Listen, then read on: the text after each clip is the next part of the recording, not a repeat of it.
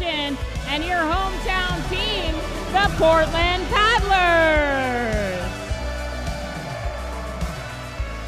We welcome today's lineups, beginning with the Princeton Revolution as coached by Matthias Habasson. Leading things off from the United States, Jinshan Liang. Wensheng Wei out of China in the singles 2. Out in the doubles from the Ukraine, Yevgen Prishepa. And Jishan Liang from Japan, Koyo Kanemitsu. And from the United States, Jin Shin Wang. And now for the Portland Paddlers as coached by Kristen Lily Rose. Leading things off from Sweden, Jens Lundqvist. Out of Japan, Kotomi Omoda. In the doubles today, Hampus Norberg and Jiwei Shaw. From the United States, Nikhil Kumar. And finishing up the singles, Hampus Norberg.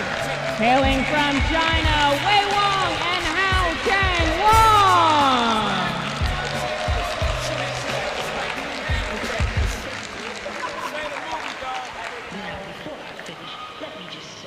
Players, you may now shake hands and let the games begin.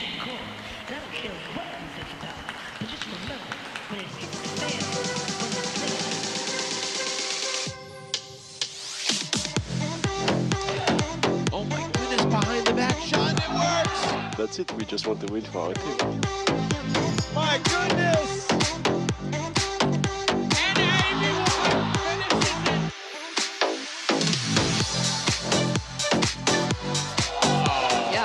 As good as the men, or better. It's a huge point for the Bay Area. Good chance that's the #1 highlight of the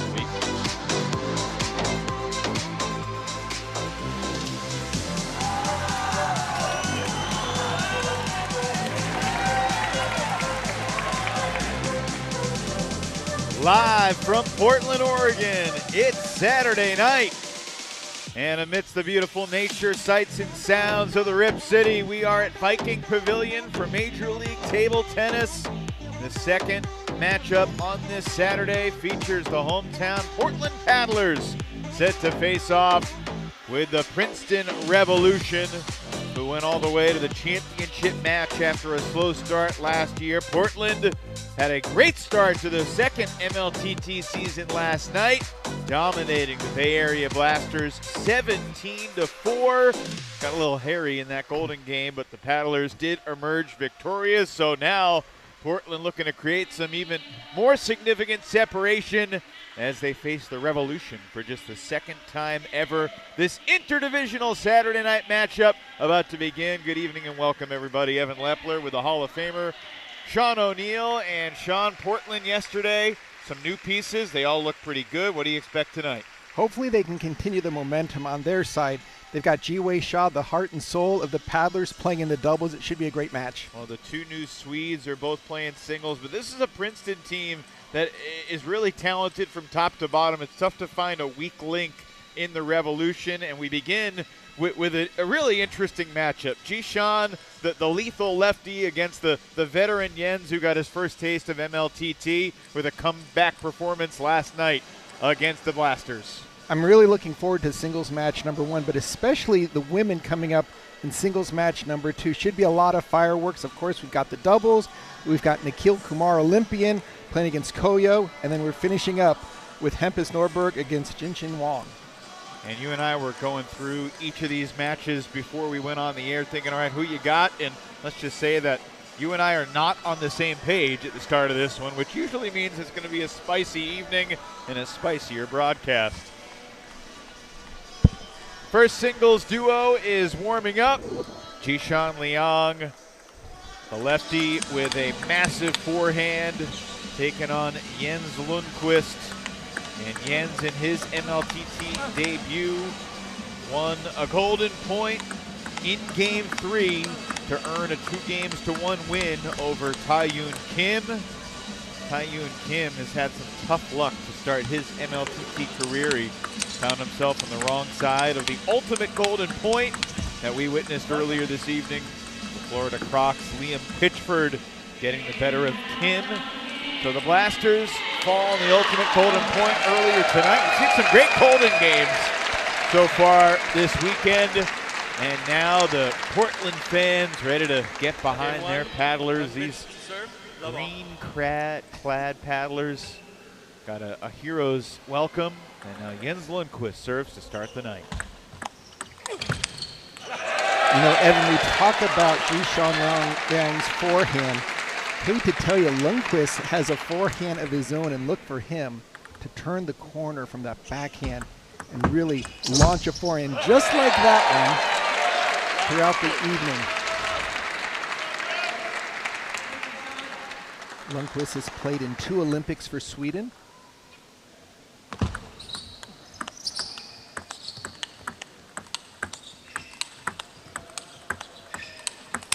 And yet it's been 12 years since he last competed in the Olympics.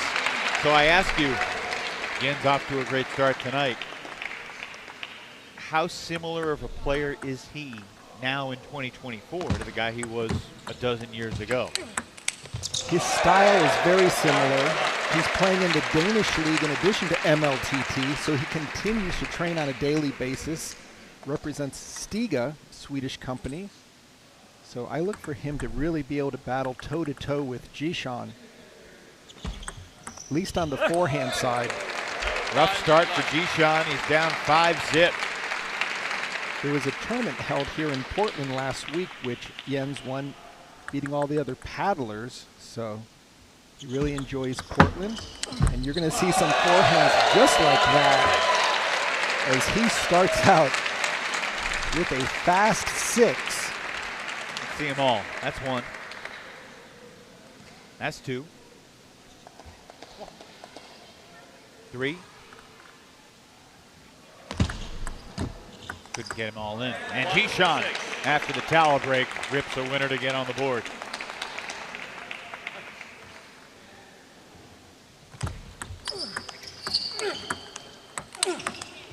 And what you'll see with Lundqvist is every time he goes for that forehand, he's moving it around. He's going to check and see where Jishan is before he makes up his mind. So he's got a beautiful down the line forehand, but he also has a hooking forehand into the wide backhand. Plays lefties extremely well. 7-2. Wow, what a start. 7-2 for the home team.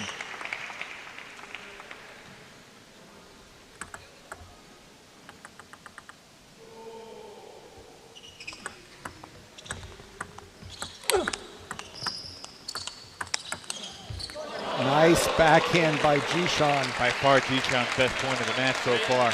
And that's really going to be the key for both these players. When they get an opportunity to play that wide out to the forehand, got the classic lefty-righty matchup. You see Jens going out to the forehand on that first ball and quickly pulling it back to the backhand side. So difficult for big forehand players to keep the attack going once they've been sent wide to the forehand. That's that. 3-8.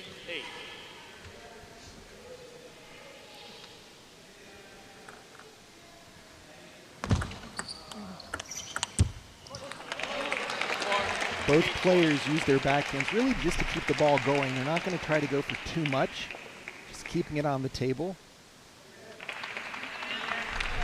It is a battle of the forehands. Lundqvist mixes up the serves a little bit more than Jishan.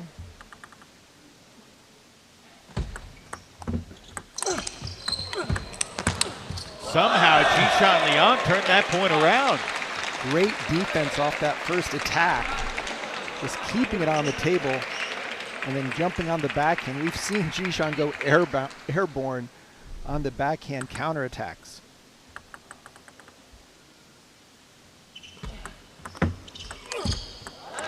Nice deep return by the Revolution. Jishan has won 6 of the last 8 points after falling behind 6-0. Trying to completely boomerang this opening game in his favor. Oh, now he's within one. Great serve. Let's see how that ball almost bounced twice, giving Lundqvist nothing to work with.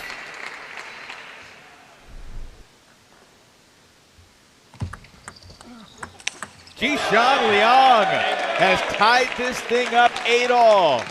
And that is his trademark shot, that forehand down the line out of the backhand corner, usually having at least one touchdown with his right hand to balance himself. Lundqvist answers. A big Viking forehand by Lundqvist. Nice inside out.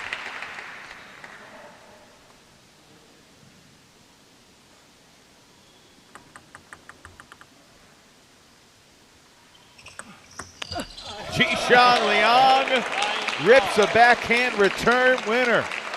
Talk about going for it. There was no hesitation on this serve return. He loaded it up, cocked the wrist back, and just unleashed a backhand rip. Demoralized Paddlers fans in the front row. Lundqvist with an important response there. Took the solid opening loop down the line.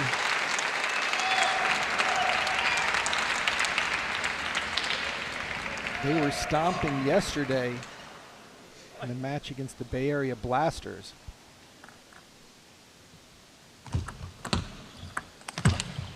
Ten all, golden point. Jishan was down 6-0 at the start. Lundqvist with the serve. Aside from the ultimate golden point, Sean, we did not see a single golden point in the Florida Bay Area match earlier this evening. Lundqvist serves at 10 all. Lundqvist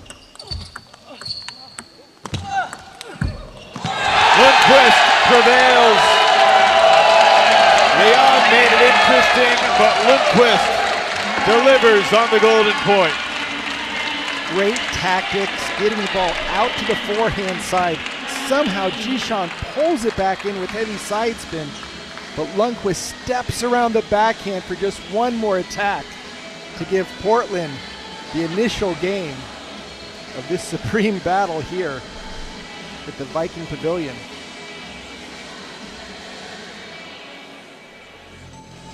Obviously, Lundqvist feels good about the win. Do you think Jishan figured something out, those last 10-15 points that he can use in game two? I think Jishan got much more comfortable with the serve.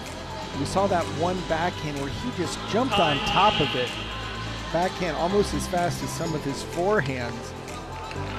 But I expect us to see a lot of the same thing here in games 2 and 3, where both players are just fighting to get their forehands into the point.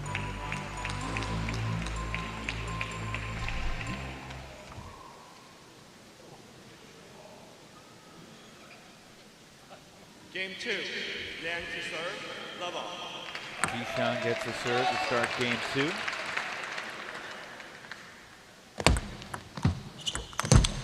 Oh my! Lundqvist turns around Jishan's forehand. I'm telling you, Evan, season 2 is just unbelievable. Both the offensive power and the returns, just totally amazing.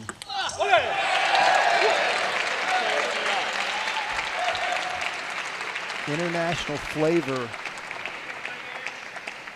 of season 2 just coming alive.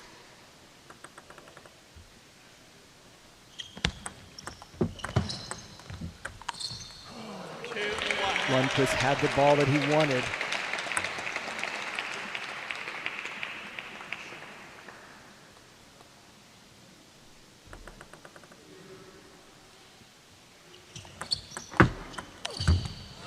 That inside out forehand that Lundqvist is delivering that's really taking Jishan out of his game.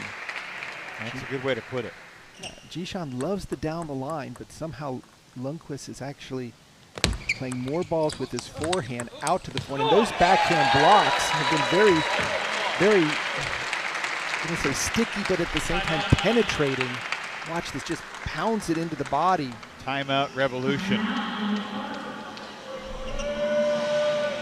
And with only 3 games, Okay, you now he have to has get going automatically fast. always You the hand cannot there, but you afford. change a little bit placement when you play off spin, a little bit more middle.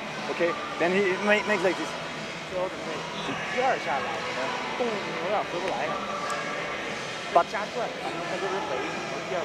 But really, you stay positive, okay? It's just some lucky balls like this, okay? You just change a little bit placement. You change a little bit placement of your service too, okay? One time middle, one time corner. And then the first spin a little bit more to middle. That's it, okay? 那没问题，可以打得挺好。还是准备单打比我想象的不一样，对，一点都不一样。要先打起来，看人没问题，就前面要不对你先起，站住。Now you screen, when you point 在中间。You know, there was a lot there from Matthias Habasson and the Revolution bench. 2 words resonated with me: stay positive. Because, look, Liang is not all that used to having his power forehand come back at him, and Lundqvist has blocked a bunch of them, and it's kind of gotten Jishan out of sorts here. It's almost neutralized him to the point where he's a little shell-shocked of not wanting to go for too much. And these are big points right here.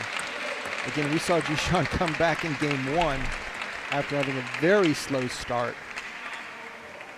But Jishan looked like he was trying to go for a very soft play there. Couldn't get it to climb over the net. Serve on the paddler side. Oh, and mixing it up, changing the spin. Jishan had success with the deep push. I think that's what he was going for on that particular ball, but just didn't read the amount of spin. Lundqvist with just too much right now for Liang. Very short and compact stroke by Jens. Explosive. Tough to see which way he's going with the ball.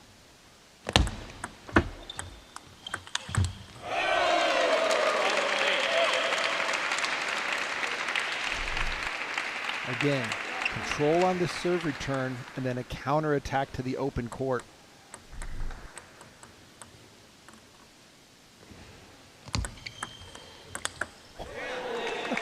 Down 8-1. Why not?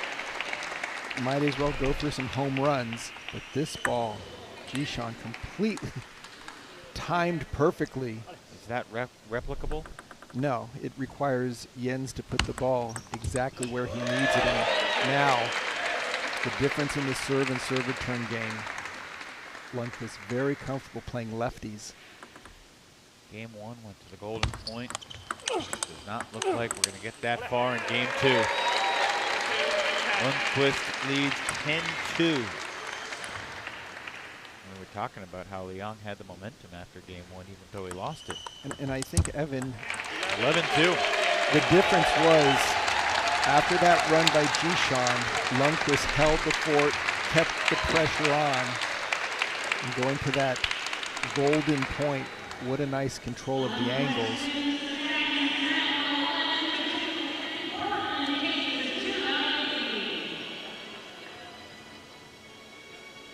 Well, Lundqvist deserves a lot of credit for flustering Liang and really taking Jishan out of his game. This is clearly a match of the biggest forehands that we'll see probably this weekend in the matchups. But Lundqvist is getting the job done, especially on the serve return and the placement during the counterattacks.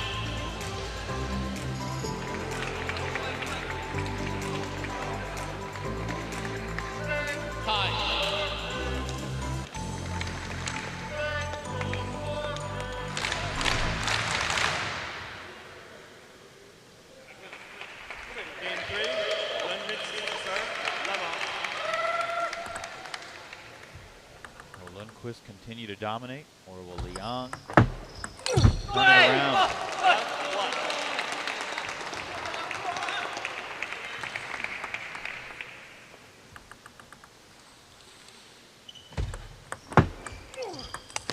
Wow.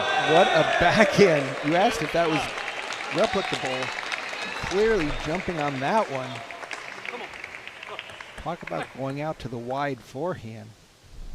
That ball came off the side of the table. And another one. I mean, we know that Jishan Liang is capable of fireworks. Even Lundqvist looked like, where did that one come from? It was a phenomenal facial. And you saw the angle that Lundqvist gave on that last point. He was not going to allow Jishan to step around. He went extreme on the serve return.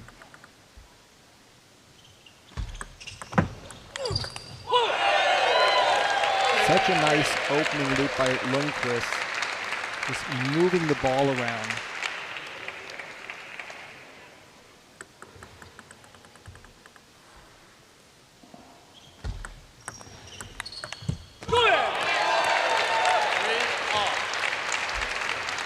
Jishan knew that one was coming. Almost seems like if Jishan decides just go for broke, those have been landing a little bit more often than his controlled shots. Finds the angle to the forehand side, nothing Liang could do. Just picked it up. It looked like it was going to be, again, one of those double bounce serves with that quick racket acceleration on the half long. Nice job by Lundqvist. That time, Jishan brought it in just a little shorter.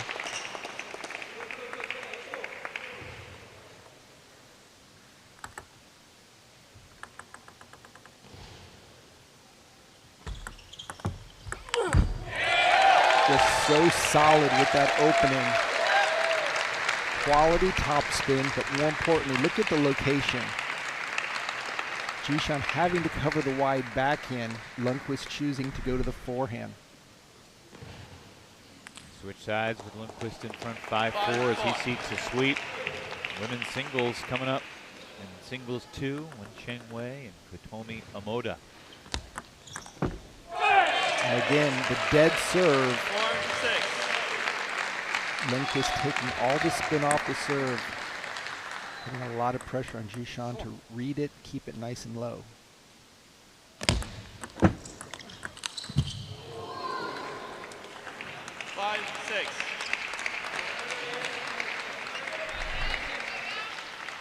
Again, going for the counterattack, that time down the line. Couldn't bring it into the table.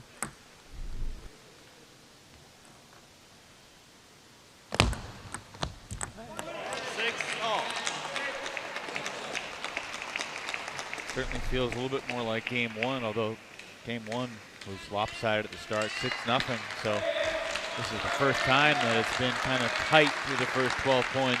Seems like both players are really fighting hard to stop the opponent from making that first loop.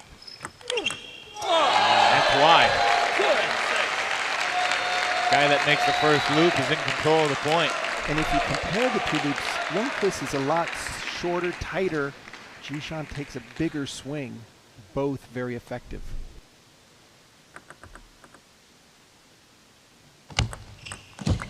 Oh, Liang down the line this time. Both players showing that they can go over the table surface. Continuing neck and neck. Missed it.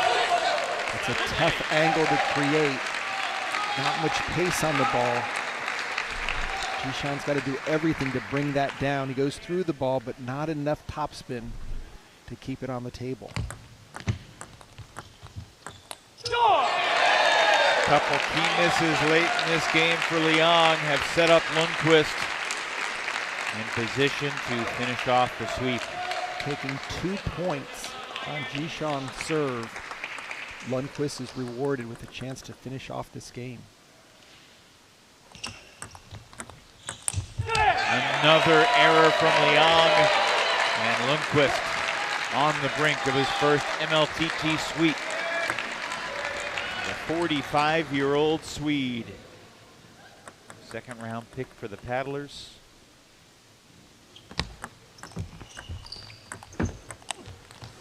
Not over yet. We do get to the last towel break at 10-8. Liang has 2 serves to try to get it to another golden point. Lundqvist thought he had the open court, unable to convert.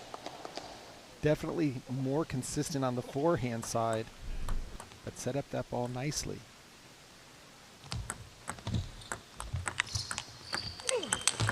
Jishan Liang stays alive. What a backhand off the bounce. No hesitation by Jishan. Look at that angle. Again, both players working on the wide out forehand whenever possible. We've arrived at golden point for the second time in this match. 3 straight game points saved by Liang.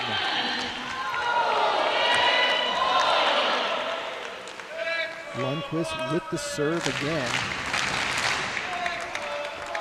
Will he be able to control the angle and get his forehand in?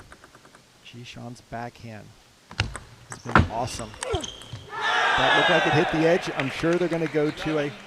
They're giving the point to Princeton, but the flag's being thrown. That was a heck of a flag throw by Christian. It did look like it caught the edge. We shall see. Question is, what part, and did the ball... What do you think there? John, what do you think? No, it looked like the ball went straight down. It didn't pop up. So I'm going to leave it to the ref, Ed Hogshead. Well, the call on the floor is it did not catch the edge. It caught the side. And it's Jishan's point. Liang having an extended chat with the paddlers bench. Jens Lundqvist waving to the fans and getting a nice round of applause. This is strange in that we still don't know who won that last game. We know Lundqvist won the match, but was it 3-0 or 2-1? By far the quickest flag throw we've seen so far. Well, Christian had to dig deep in the pocket to finally get out and throw the... We can get Jens ready for an interview one way or another. Let's slow this down, rewind, and I mean, this is probably going to be the angle. Correct. At least now with the challenge, they've moved the score to 10-10. Well, I'm not sure they should, because they awarded the point to Princeton, so they can change it. But right now, it's 11-10 for Liang. Referee Ed Hogshead. Do we have conclusive evidence that this hit the edge instead of the side?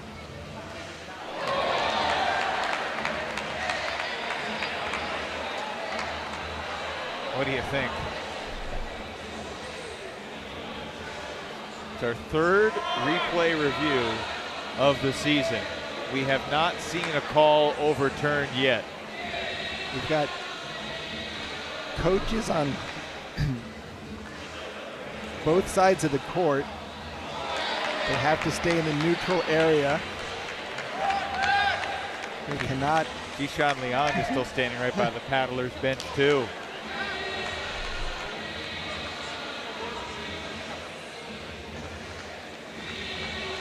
Here we go. I don't think it's going to be overturned.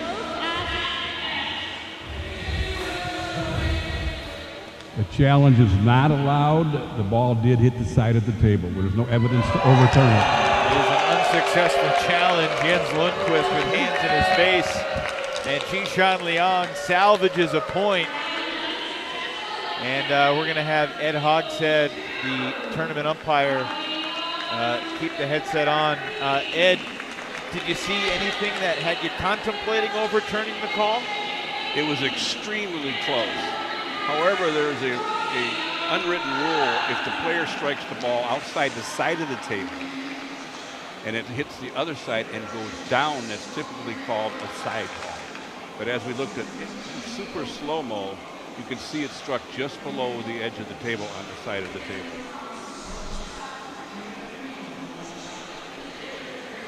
So it went just below the side of the table, just below the edge.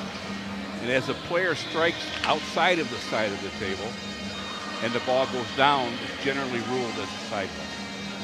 All right, thanks, You Ed. can see in the super slow-mo, it's not catching that edge. Sean, let me ask you this.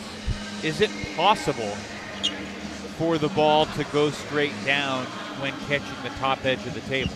No. If it catches the top edge, that means there's more ball above the edge, and it will bounce upward, or at a minimum, out at a 45-degree angle. So what if you drop a ball from above the surface, it will go up. All right, we're joined by Jens Lundqvist. Jens, what did you see on that last ball? I think it was first when I hit the ball, I was thinking it was more on the side, but when I see it afterwards, I'm totally sure it's right, correct point. But okay, it's not my decision. So why do you think you deserve that point? I think I played it from up. If you can see, I don't think it's on the side, but okay, it's 50-50 call, and they decided it was on the side, so it was good that I didn't have to make the decision. Regardless, you still got 2 out of 3 games. You dominated Jishan in game 2. You won the golden point in game 1. How did you neutralize his power? I think I had good control of the match. I'm a little bit disappointed that I didn't take the third game as well. So, yeah, I received quite okay because he's a good serve and a big forehand. So, but I think I controlled the match quite good. I was playing good. Yeah, no, Jens, I thought you definitely played exceptionally well. Can you talk about yesterday's golden game? First time you've played that. What feelings did you have taking away from that, and how you'll do it for the golden game tonight? I hope I do it a little bit better today, but it was special, I must say. I never played it before, so yeah, it's interesting. All right, exciting. Jens, we'll let you hydrate and take a breath, and we'll see you in the golden game. Thanks so much. Thank you. Jens Lundqvist still feels like he got jobbed a little bit. Yeah, so what he was saying is that because when he spun the ball, it went up. But he felt like it had to be coming down and not directly into the side. But looking at the bounce, it really did look like there was no upward bounce. So you disagree with Jens? I'm going to go with the referee. I think that the referee, and again, I appreciate Jens saying it's the referee's call, and it was kind of a 50-50, but looking at it right at the start, definitely felt like the ball went down. Team's now 0 for 3 on challenges to start the new season. Wensheng Wei takes the opening point against Kotomi Omoda. These 2 new players to MLTT. Both took 2 out of 3 in their first ever singles matches last night. So this should be a really enticing matchup between these 2 young ladies. Omoda is so quick on her shots, especially off the bounce. She's got very tricky serves. It's the follow-through after contact that is very difficult to see what she's doing as she adds extra emotion. And then she always follows up with a quick attack. Reminiscent of Mima Ito, one of the best players in Japan.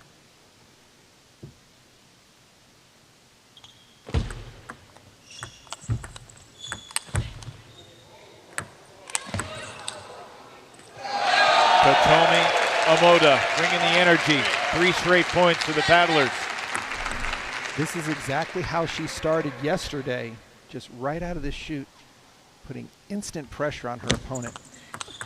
Oh, and that's a nice backhand off the bounce by Wei.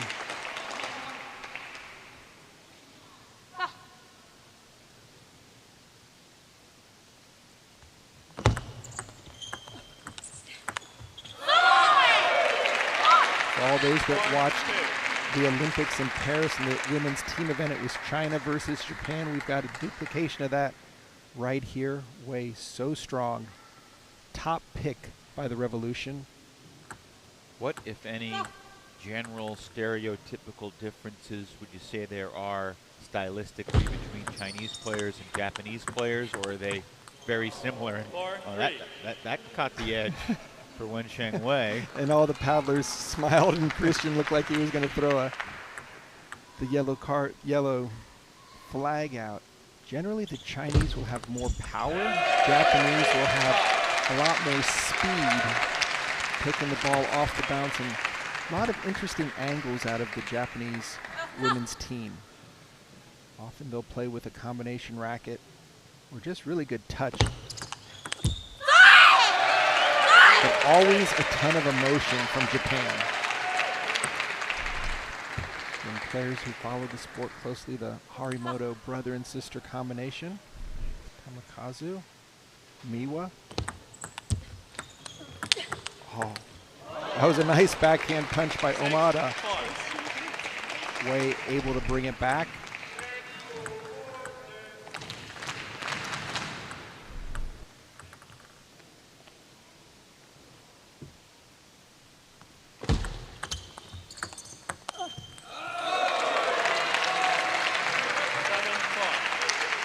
Omoda doing such a nice job of holding the table.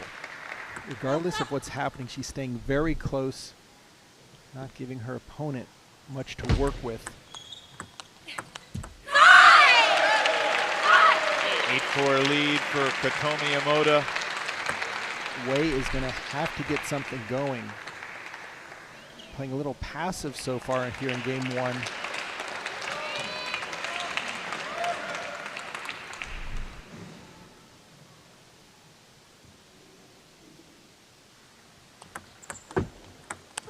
Oh, beautiful inside-out backhand by Wei.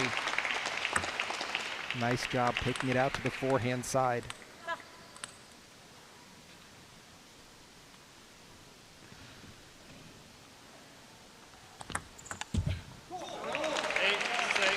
Wei all of a sudden back within 2.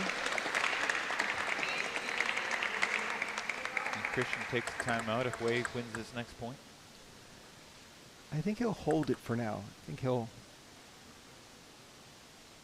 let the players play. Oh, what a great combination by the paddlers. Omoda just turning the corner, somehow getting one more forehand into play.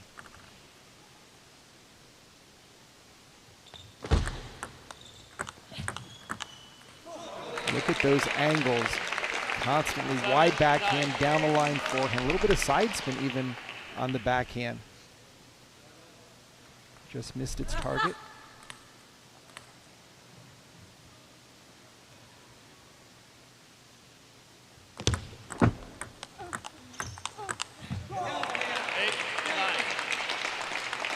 Great redirection by Wei.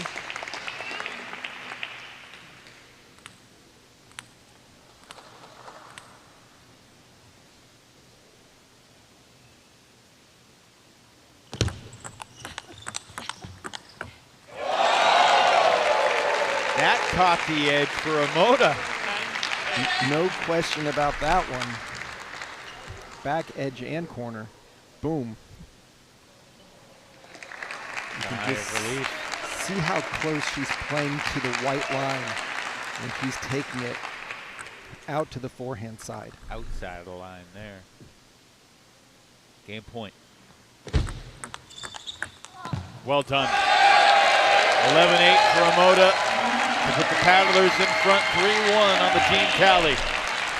And again, you could see what she was going to do out to the backhand, and then the backhand inside out, down the line, Wei unable to run it down. Omoda well placed, well positioned.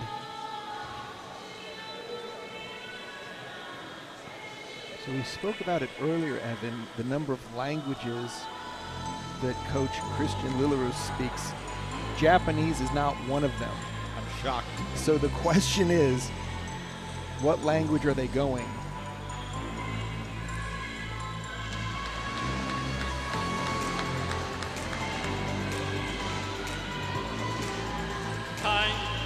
Well, look, Wensheng Wei was the first female selected in the 2024 draft, 7th overall pick.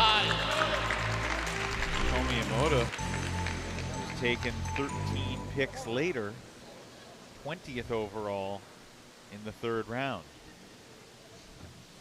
Omoda was watching the draft on YouTube. It was 3 a.m. in Japan when she was selected. Dedication to the craft and not so much to the craft of sleep. She said she heard about it through Instagram. One of the And she saw highlights. Exactly, she said. The other Japanese players. That they were having such a good time that she wanted to experience that level of fun. Kasahara and Kanemitsu certainly had their fair share of highlights last year. Absolutely. Kasahara, a champion with a Texas smash. Right now, Omoda creating some highlights of her own. Look at that forehand. Again, just taking it inside out, down the line.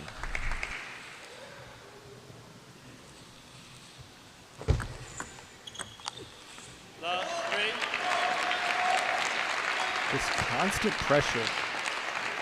Omoda moving the serve return around, doing a nice job. Wei has to get some offense going. Her serve is trailing off the end of the table, and Omoda taking the first 4 points.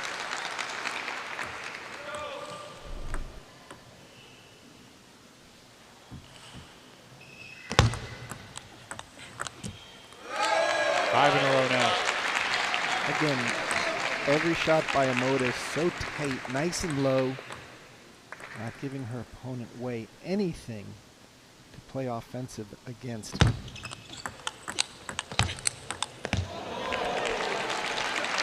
Wensheng Wei has a higher rating than Kotomi Omoda. Omoda has youth on her side, Wei a little more experience. What has been the aspects of Omoda in this particular matchup that is giving Wei troubles? I think she's just gotten into her pattern play much more comfortably.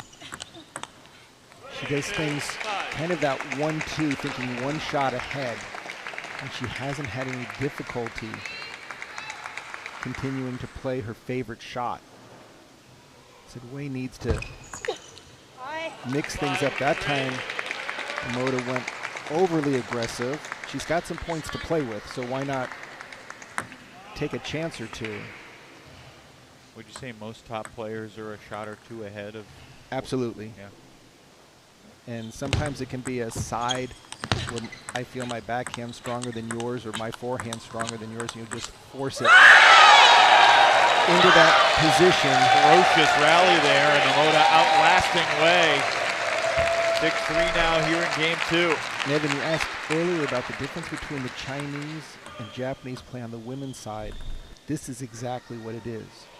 Japan with more speed, China with a little bit more spin and bigger shots, but speed is beating spin at the moment.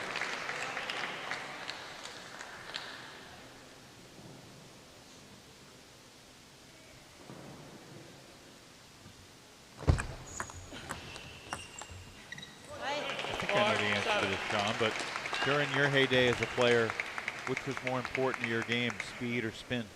Spin. Played a little bit. I had to look at a MLTT player. Again, look at those backhands. I like to think that I played like Jishan Liang on the forehand, but I had no backhand, so it really didn't matter. Played with a slightly smaller ball. You're the Andy Roddick of American table tennis. Exactly. Although you won 5 national titles, Roddick just won 1. I think his was a U.S. Open, where ours tend to, we have both events, an Open and a Nationals. But right now, it's been all paddlers so far, changing the service position, trying to create a different angle.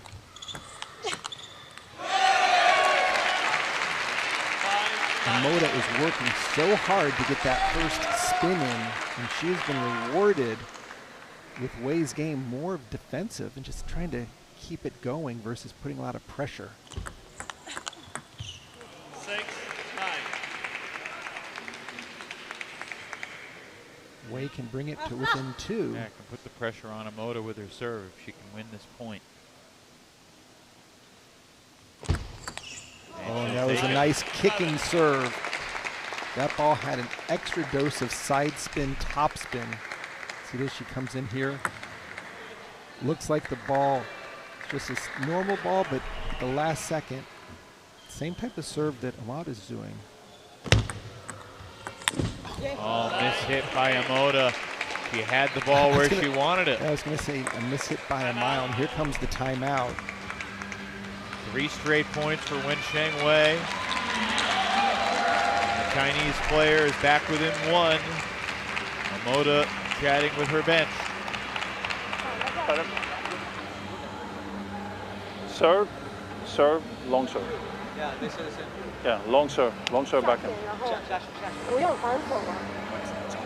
The consensus is long serve into the backhand.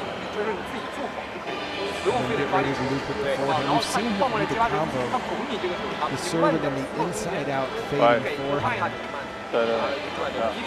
Long serve, then first slow.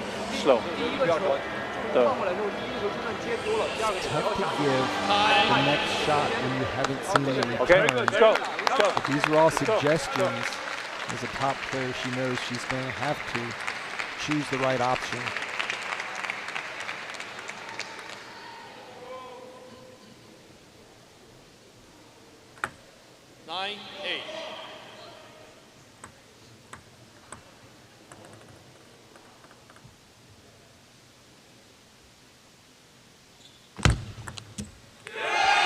Talk about a timeout coach's call.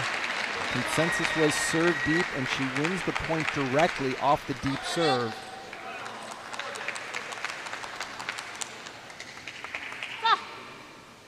Game points, Omoda. Left. 8-10.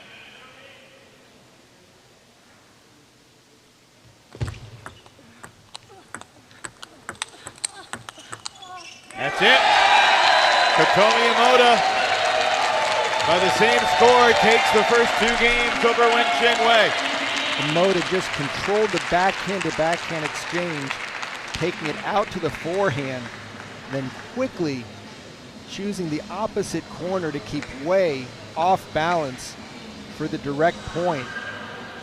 And you can see the celebration.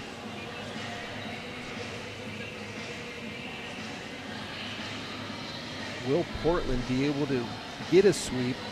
Lundqvist had an opportunity. We went to the instant replay.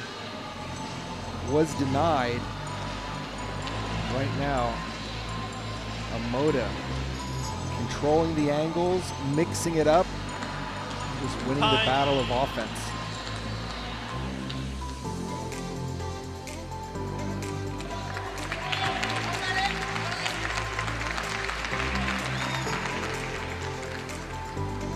Third game, Wei to serve, love off.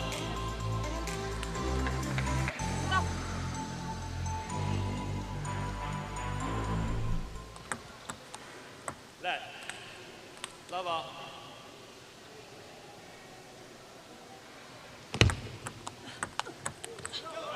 One love. Definitely going to look for Wei to be much more offensive minded, take some more risks. Try to keep Omoda out of the backhand corner.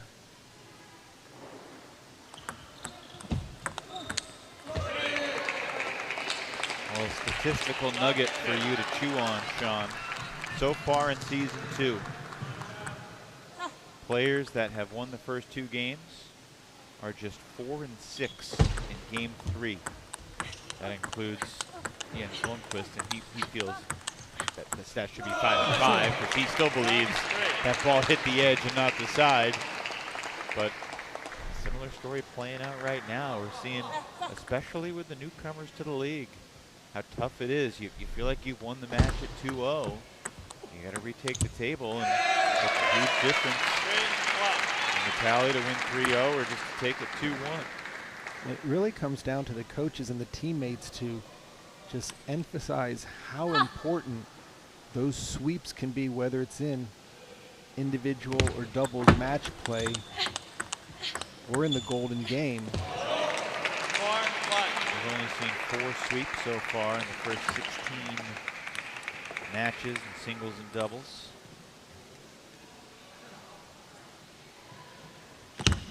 Going to you ask Jens, he says, no, there have been 5 sweeps. Didn't get credit for it. 5-1 start here for Wensheng Wei in game 3. No place to appeal it to, so. Yeah, it's in the record books now. How about earlier tonight, we saw the 7th ultimate golden point in MLTT history. Liam Pitchford over Tae-Yoon Lee. Tae-Yoon Kim, excuse me. Oh, look at Omoda brings back a great backhand cross-court attack by Wei. He's trying to climb back into this game. There's a deep serve and then going for a quick rocket backhand that catches the net.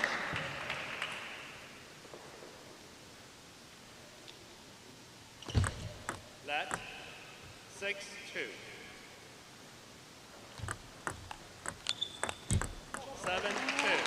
Wei doing a much better job in the backhand-to-backhand exchanges. Adding a lot more topspin to her ball. Nice and deep.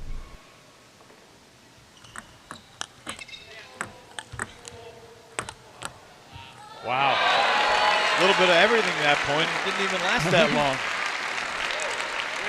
Omoda to one quarter, and then the other corner. I really love Omoda's forehand when she takes that inside out. Little head fake.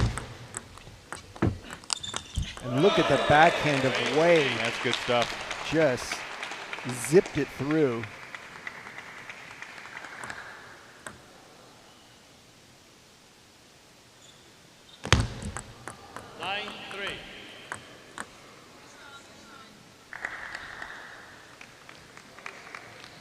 What stands out most to you about how Wensheng Wei has been able to turn it around here in game 3? Just, she didn't go really into overdrive, but she did up the offense. You can see her ball a lot deeper, slightly heavier spin on it, not backing up. I think the 3 points by Omoda, those are primarily winners. And oh, this time Wei goes for the big one. Got a couple tries up 10-4.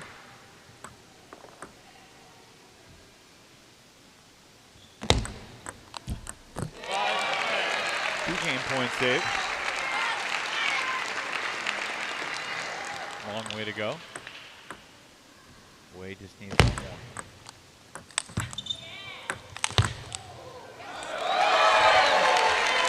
And again, the inside out forehand to score the point after a very strong backhand attack.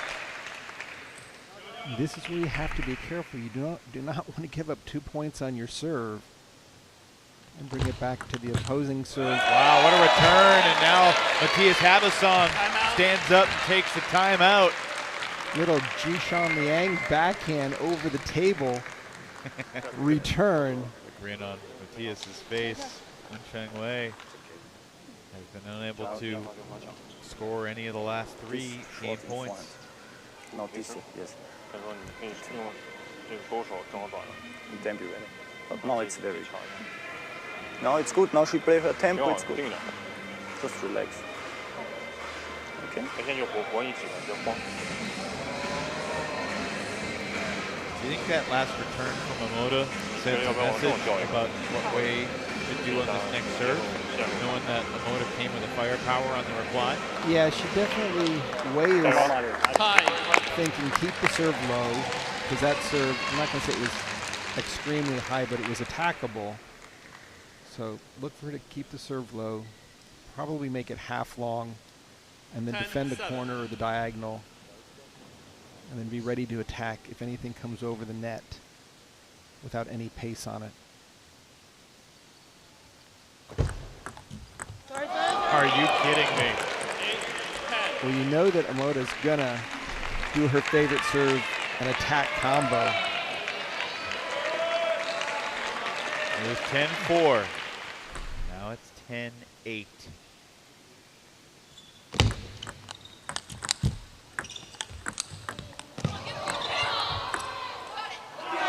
Wensheng Wei able to close out game 3. And a similar story brewing in this match, Sean. The Portland Paddlers in each of the 2 singles matches won the first 2 games, but Princeton prevails in game 3 both times, avoiding the sweep. Fun battle between these 2 newcomers to MLTT. Omoda trying everything within her power to return one more attack, but just going long. Excellent match from the ladies. Get a big hug by team owner Idan Levy of the Paddlers. And again, just like Jens Lundqvist, got to be mixed feelings for Omoda. You won your singles match, but you had a chance to win 3 points for your team, and instead you just take 2 of the 3. Still, Omoda now 4-2 in her singles games and 2-0 in her singles matches to start her American professional table tennis experience. 4 game points saved by Omoda in that last game.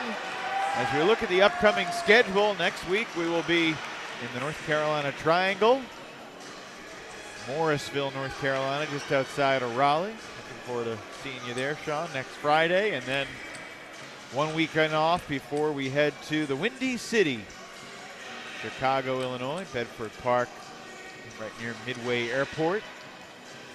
And then back to the Sunshine State in early November, the Broward Table Tennis Club, north of Miami.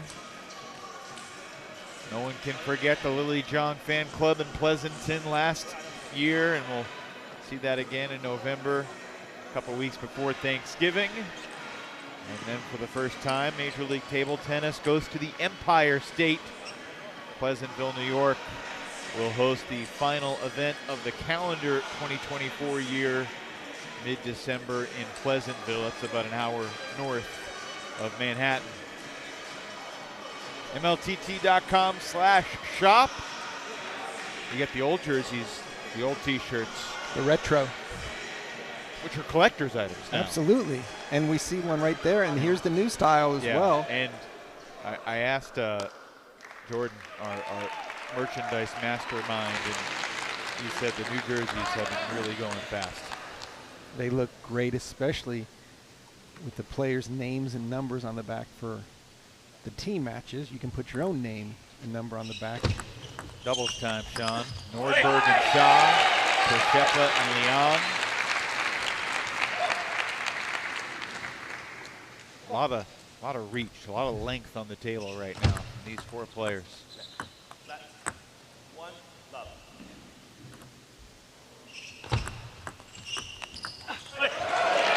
Nordberg and Persepa, known for their backhand play. Jishan forehand. Ji Wei for the Paddlers. A little more balanced attack, but look at Nordberg.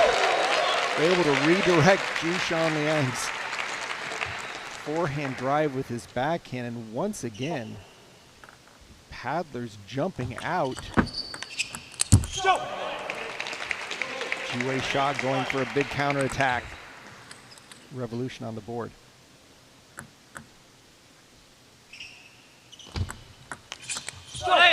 And you can see Persepa so strong on the backhand.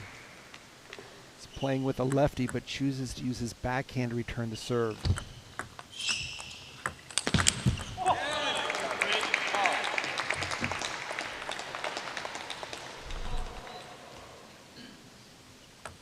Evan, I would say that this matchup favors the Revolution, with Ji Wei Sha playing to Jishan.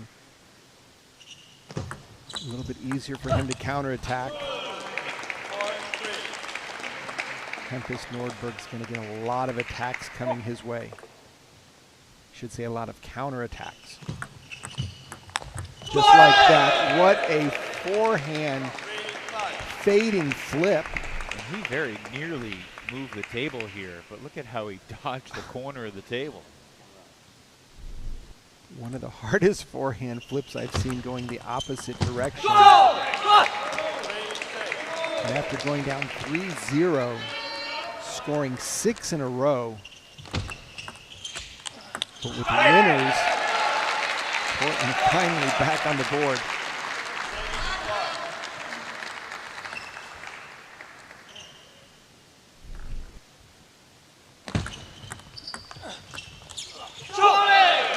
Ji-Wei's going to have to make those opening attacks. Ji-Sean so ready to counterattack at every opportunity. You can see him just lining up.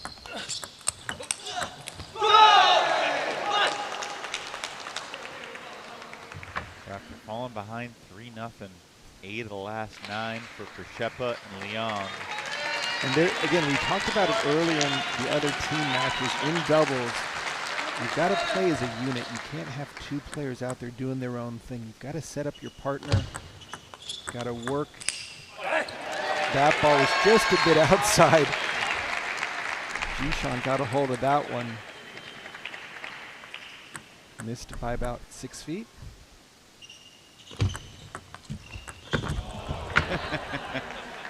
Little extendo there. Go, gadget paddle. They could just have one that you held onto the handle and the head just shot across the table. Second backhand at Ji-Sean. By rule, if the paddle had hit the ball and the ball had gone over the paddle net. needs to be in your hand. But it would have been exciting if they had made it.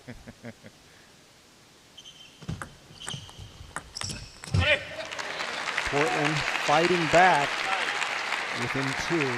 Because the paddle needs to be in your hand when you hit the ball. Right. You need to have a non-playing hand. If you have the paddle out of it, which one is your non-playing hand? You can switch hands, and that is done quite often when you're off. Theoretically, well, you could win the point. Let's say you hit, we get a timeout here.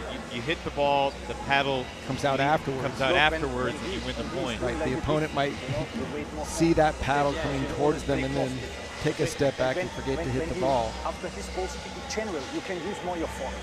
You don't need the first ball with backhand. You move, you're fast, you're quick, okay?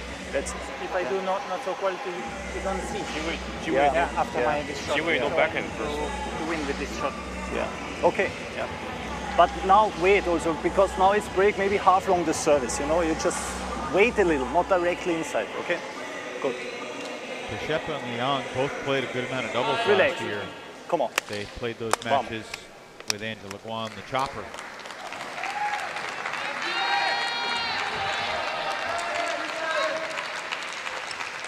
And for Portland, Rachel Sun was the primary doubles player, and she mixed it up mostly with Collet, who's now playing for Seattle. Came over in the Kumar trade.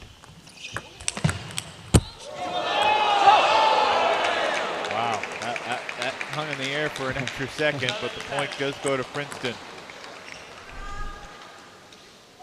That hit the table cam, and if that had gone over, it would have been good. Yeah, it's part of the table. Right, the net assembly is including.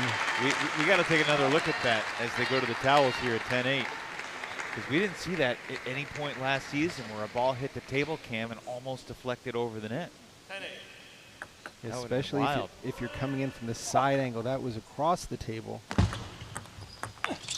Oh, Przeszepa catches an edge and gives game 1 to the Revolution. Nice forehand attack. Let's see Przeszepa come in here off of the dropped serve return. Nordberg takes the pace off the ball. But Przeszepa comes in, adds a little topspin so deep. Shaw unable to cover the ball. And the Revolutions with their first. Yeah, they could have been down 6-0. And instead it's 4-2, and now it's 4-3. It shows how important those game 3 wins were for Liang and Wei. Of course, on the table, there are 2 table cams. That's how you get the shots of the servers nice and close up. Also the audio of the ball bouncing the ping. Watch this point. Ball hits the table cam over there, and considering it's part of the table, if that could have theoretically hit the table cam and hit the opposite edge. Yeah, hit the opposite edge.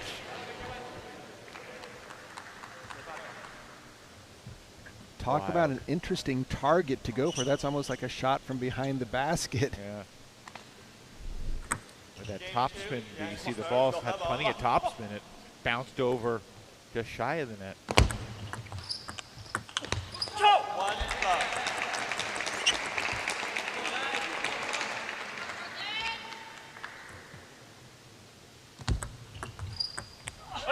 Very nice drop shot by Ji-Wei Shaw. Dug into that ball.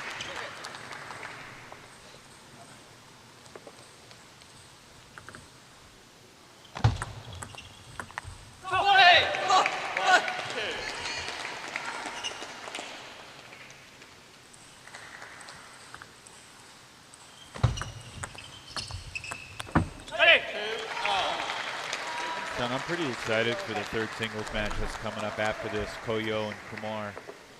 That feels like a popcorn match to me. It really is, and I think the question is, will Kumar come out with some power, or will he try to do more of taking pace off the ball and mixing it up? Because Koyo, you know what he's going to do. He's just going to bring the heat. Yeah, there's no hesitation. That ball's going to be spinning off of his racket. And look at Jishang Liang just again. A three-point touchdown as he turns the corner, catches his body with his non-playing hand. We saw Koyo imitate him yesterday, his Princeton teammate from the other wing.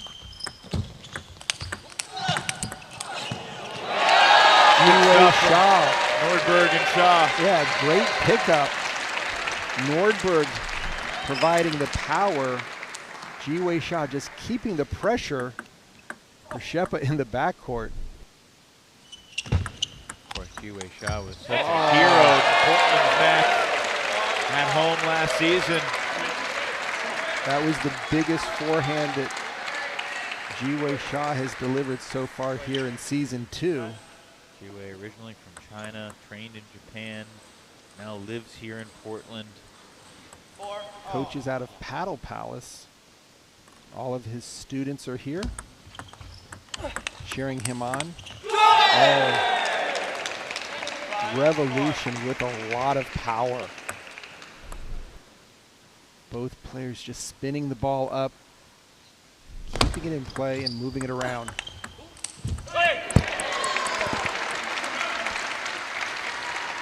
Nordberg, very strong backhand blocks, almost offensive-minded.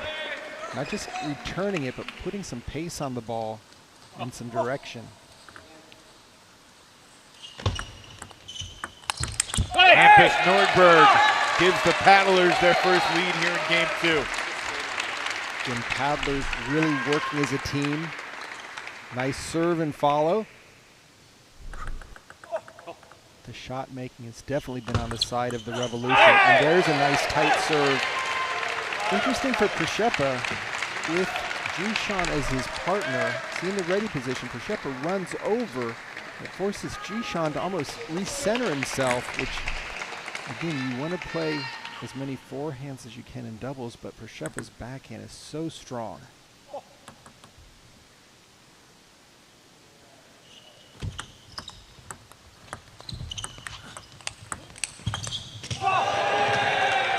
I mean, these are just great shot against great shot. Nordberg makes a great backhand loop. Jishan makes a stronger forehand.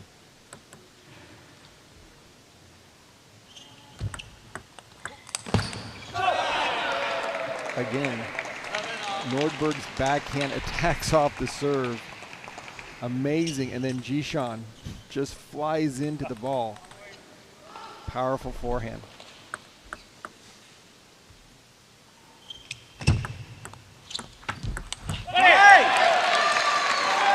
Credit Ji-Wei Shaw getting that first forehand in. Ji-Wei asked the umpire to let him towel off. I think he either caught the edge of the table or maybe there was some sweat. The umpire obliged. Wow. Tough break for Princeton. Very similar to Omoda's drop shot off the net. Now Princeton I'm sorry, Portland with the 2-point separation, receiving the serve. A little tentative from Krzyzewska. Nordberg's backhand. Look at the placement of this one. Yeah, Yevgen has to do more with that ball. Game point for the Paddlers to even up this doubles match at a game apiece. Shaw and Nordberg take game 2, 11-7. And the GWA fans are making some noise here at Viking Pavilion. Great block by GWA Shaw. A very strong flip over the table by Jishan Liang. GWA plays it behind Jishan. Super placement. And we are tied 1 apiece. Match number 3.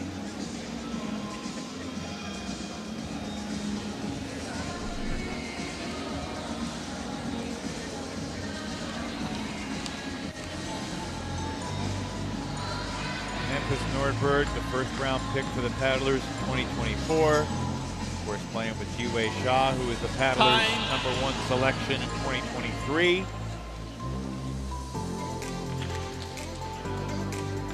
And we got an intriguing rubber game coming up. It's really going to be a race to the 5-point changing of the ends. First half will favor Princeton based on what we saw in game 1. Second half of the game should favor Portland. Portland would love to stay close and even get to the 5th point, or the first time they get 5 first.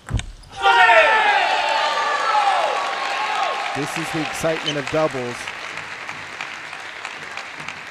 Both teams bringing so much power to the table. Oh, look at that backhand by Nordberg. Check out the wrist.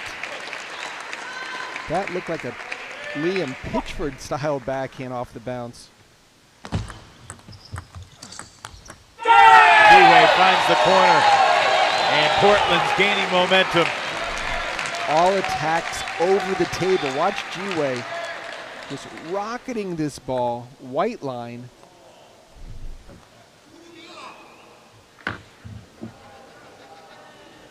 We get a flag thrown. Not totally clear what Matthias is challenging here. You can take a look at the replay. Looks like a clean winner from Ji-Wei.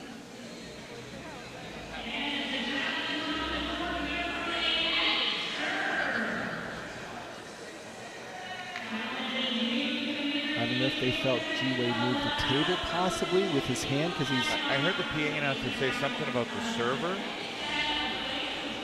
Of course, in doubles, they need to serve cross court. It looks clearly as if Ji-Wei did catch his hand, if that was the reason for the challenge. Definitely not sure, so I won't speculate. Is it illegal to bleed on the table during a point? You don't lose a point for it, but they will stop the action in order to clean up any type of body fluids on the table. See what happens here.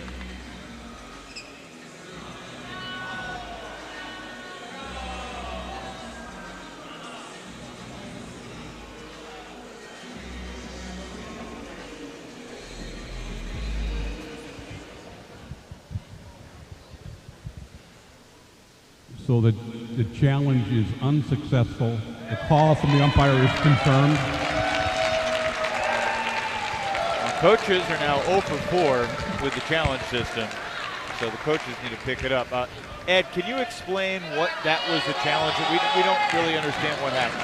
The challenge was that the serve ball hit the net on the way over, so it should have been called as a let, but clearly there was not evidence to show that.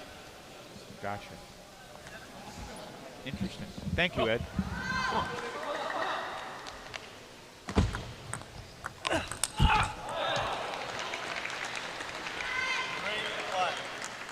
There needs to be more of a penalty for losing the challenge. Maybe like 5 push-ups by each player. Or the coach. that would be 10. Yeah, right now, you're allowed 2 unsuccessful challenges a match. I think that could be dropped down to 1. When you get one challenge wrong, you can't challenge the rest of the game. That would make coaches a little more conservative. Yeah, almost like in track and field, a false start. You don't get another one. You also could lose a timeout. If you get a challenge wrong. We have not seen the players go and talk to the coaches during the challenge.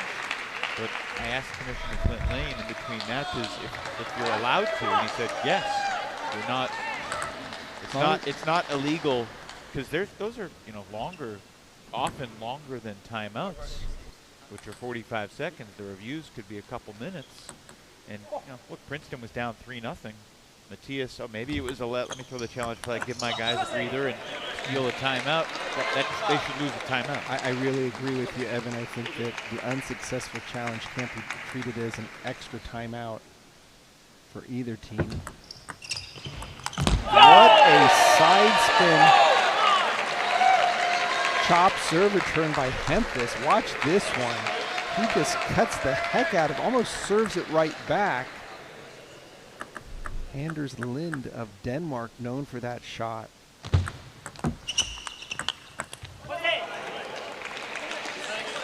Again, very strong counterattacks by both teams.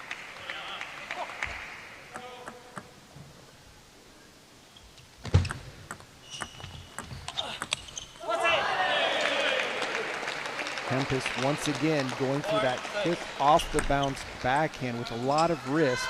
Had the open court. Could see, thought he had it. At that time, G-Wei went for the deep push, trying to catch the Revolution on their heels.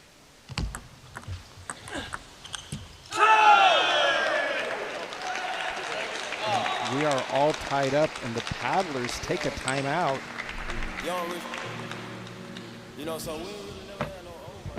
Went to the towels first, but now we do get the timeout signal on the court.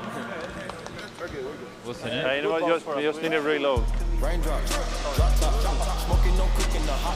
You got to play it. It was just like they got a momentum going. It's nothing serious, but I want to take a break, reload, reset. Like no spin, a little bit longer. Okay. Okay. Just as long as it's not really long. Yeah, I got it. Got it. Okay. Smart variation, long would be nice too, maybe. All right, we're good. Play our games. Got it. All right, good energy now. Yep. Energy. Let it go. Okay, let's go.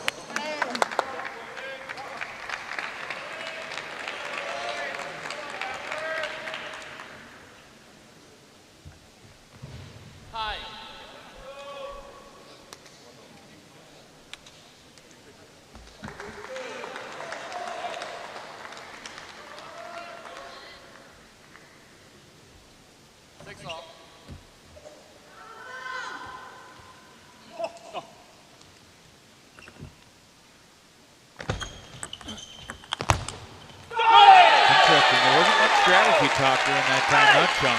Yeah, no, it's just Coach Lillarus just said, I want to get a reset, give you a chance to slow down their momentum. Again, coming out of the timeout, that would be interesting. Another, look at that backhand. How does Jishan do that? He's just snapping backhands at will. It's a forehand player, and somehow scoring from the backhand side. So Evan, as I was saying, an interesting stat would be the team calling the timeout. How many times do they win the next point? Meaning that it either stopped the momentum run or the coach was able to give the player some advice that they weren't thinking of. I feel like it's better than 50% since the start of the league. We should have that stat. And once again, the backhand side of the paddle for Jishan, you'd think it would be Przeszepa, but look at this, just ripping it across. No thought of even using his forehand.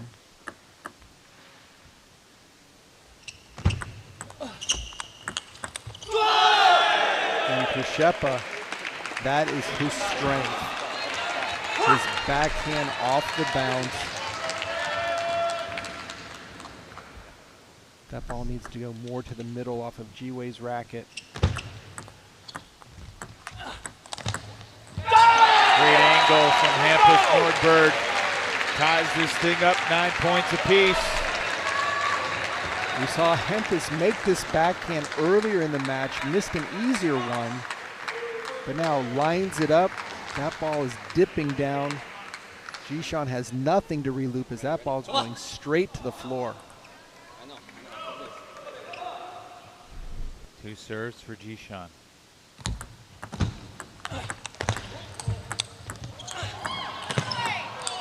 Bodies lunging left and right.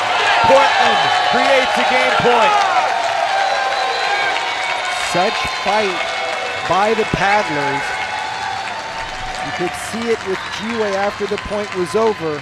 Great block down the line. Hampus with the heavy, heavy forehand.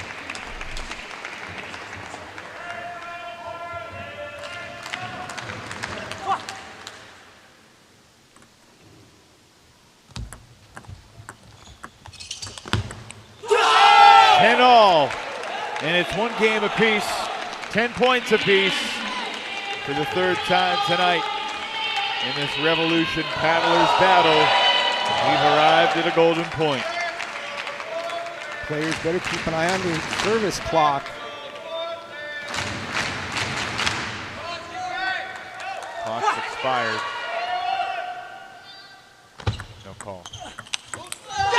Portland prevails! Ji-Wei Shaw, the hometown hero again for the paddlers. What a play by Hampus Nordberg. Watch him counterattack this forehand for the winner and the celebration.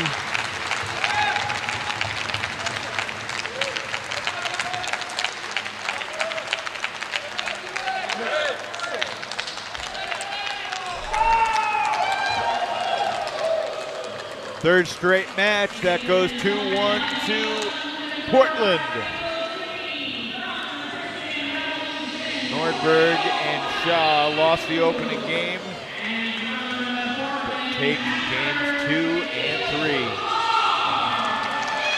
Both teams just so close, going down to a golden point. Looks like we're going to get a chance to speak with Ji-Wei. Players to the court. Ji-Wei Shaw has put the headset on. Ji-Wei, hey, a thrilling match. What's going through your mind as you celebrate that golden point win? I feel like, yeah, I did it again in our hometown games. Yeah, I didn't let them down. And especially my daughter and my wife's here today. I'm so happy right now. I'm so proud of myself. So last time we heard a 4-letter word. This time I think the celebration is just as alive, but what was the difference? First time playing with Hampus, seems like the teamwork really works well with you.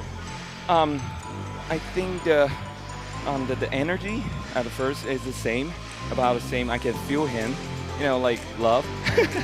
Yeah, but like I'll follow what he told me to do. Yeah, I mean, I made it again. I'm good.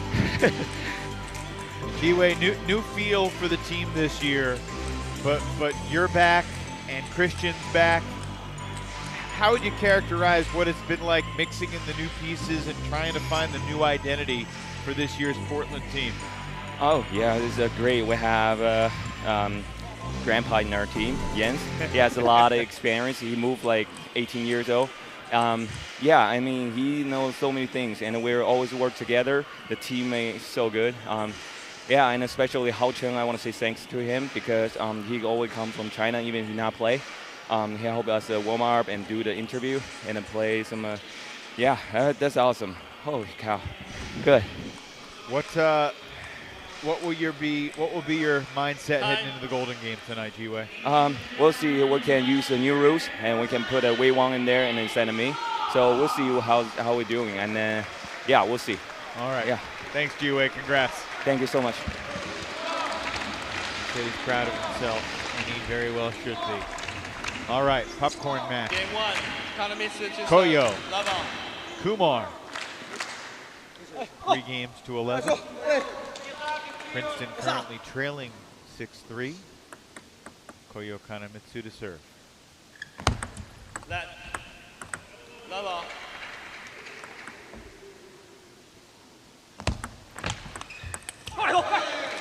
Kumar starts with a nice aggressive backhand flip. If that's what we're going to see, I think he will be rewarded. And somebody like Koyo cannot play just safe balls. You've got to go for big shots. Try to match him offense for offense.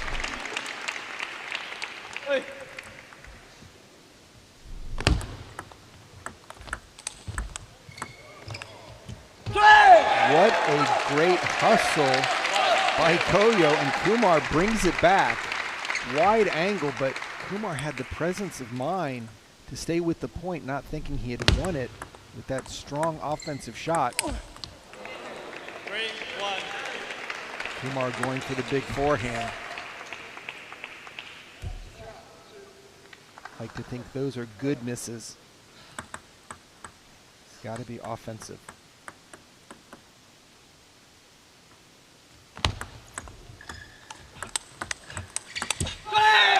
Nice backhand punch again by Kumar. Koyo's going to play everything up at the table, quick off the bounce. Can Kumar stay toe-to-toe with him?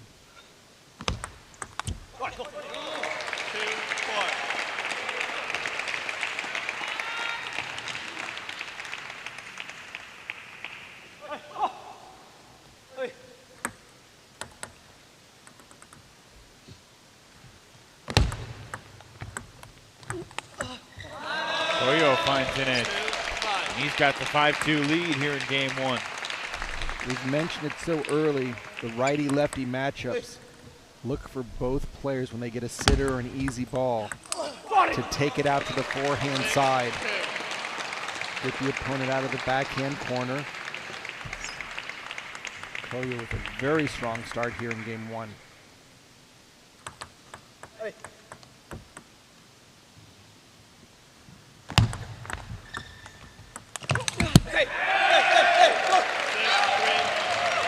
So Evan, this is one of those matches where if Kumar could somehow get 2 games, that could send Portland into the Golden Game with Christian Lillerus being able to see the initial players from the Revolution to help set up that head-to-head. But remember, as G-Wei said, they might choose to throw in a player who hasn't played in the match so far. One of the new rules. 4-6. Worked out for the Blasters to get Machine out there. He won 5 of the 8 points he played in the Golden Game. Well, he did his job for sure. Challenge was that the Crocs were saving match points. Kumar with a little momentum. Here's Haverson wants to talk. Timeout Princeton. Okay, just go back to this basic system. When he's playing to your backhand, you stay with your backhand. Trust in your backhand. Only when you start to play topspin, then you can turn around more. Yeah, but when he's starting after your flip or after your serve, you just stay and then you play cross.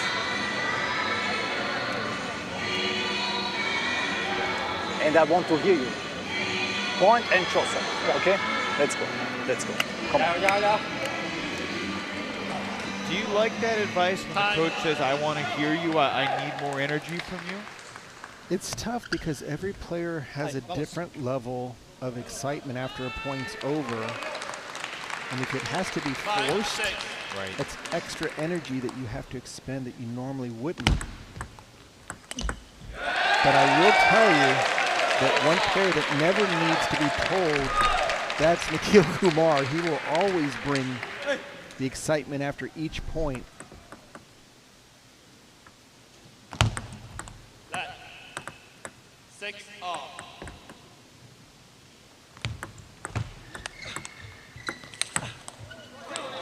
And that's what Koyo wants to have happen.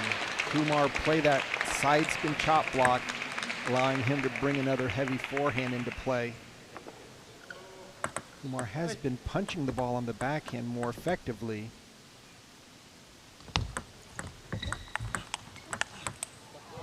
But you can see Kumar a little unsure of himself when he gets that far back from the table of what shot to do. Punch isn't going to do much from 8 or 9 feet back. Needs to backhand lead that ball. Just like that one. Needs to have confidence that he can deliver a quality backhand loop, especially cross court.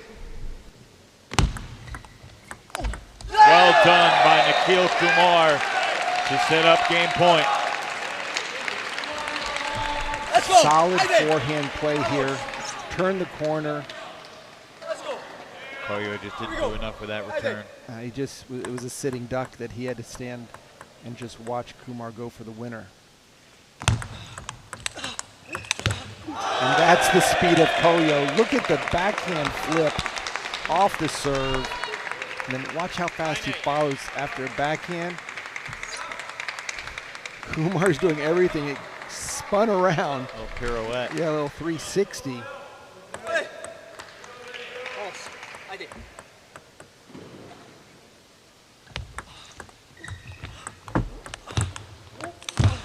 Game 1 to Kumar. It's 9-9.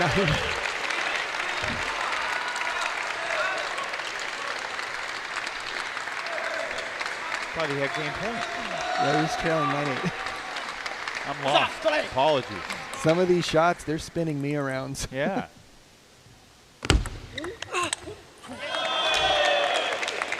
Gosh, that serve got away from Kumar. All of a sudden, he's down by 1.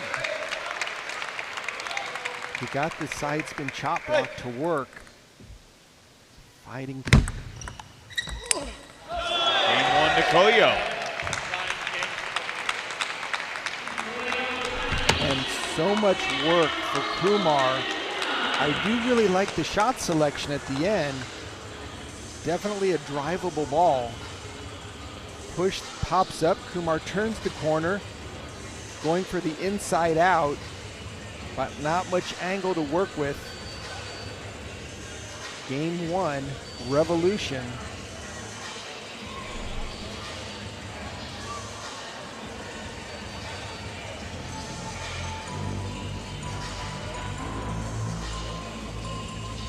Not too uncommon to see Koyo chugging a Red Bull mid-match. Exactly. Time. Top it off with a Mountain Dew. Maybe a Snickers bar. And really get that blood sugar up.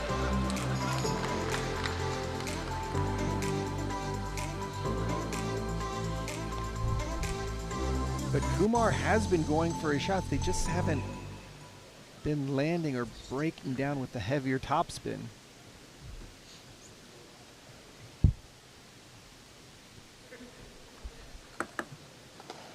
Kumar will serve to start game 2.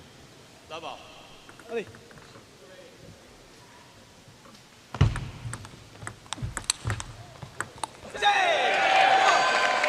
go!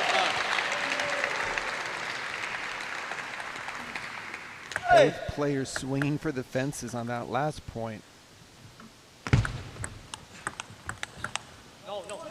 Koyo is just so fast in the transition to go from forehand loop to backhand off the bouncer, backhand opening to forehand down the line. Kumar really needs to play more balls to the middle of the table. 1 off.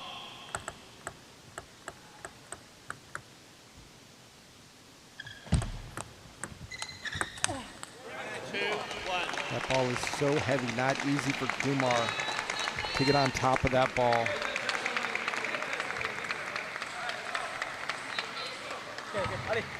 go.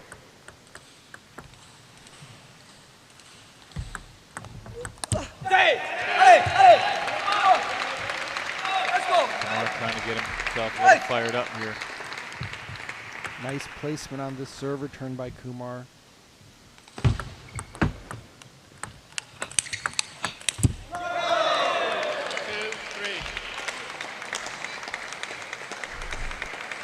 Both players fighting for the attack.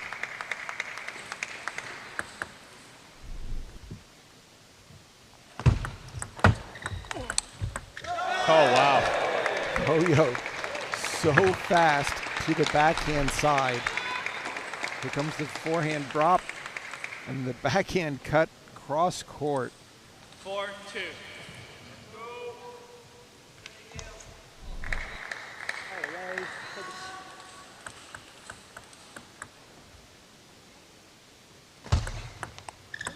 Hey! Go!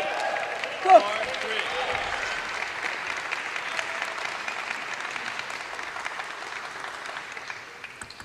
Hey!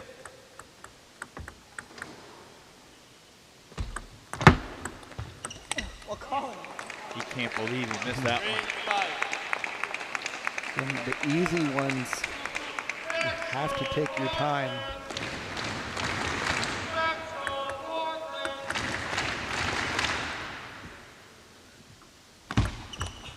Body! 3-6. Big point here.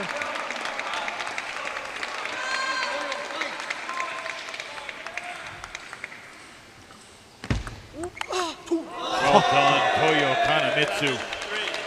Again, I'm going to say that the Revolution, starting with Jishan, those backhand serve returns off the bounce, just blazing with speed.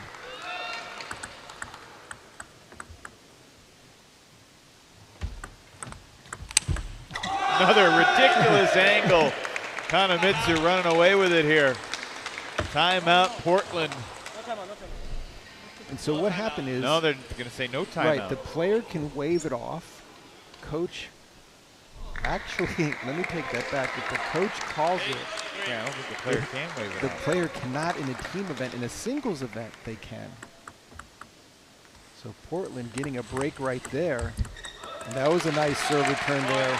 Why do you think Nikhil looked at Christian and said no timeout? Wanted to save it. And felt he had a lot more game right now, not wanting to slow things down. With those that last return. Wow. 4-9. Koyo over the table. Just great racket speed.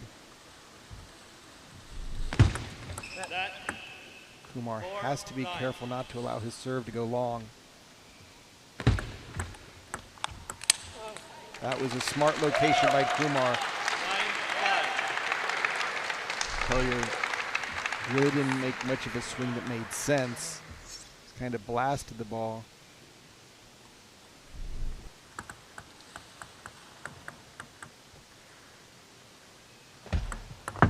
Sorry. 9-6.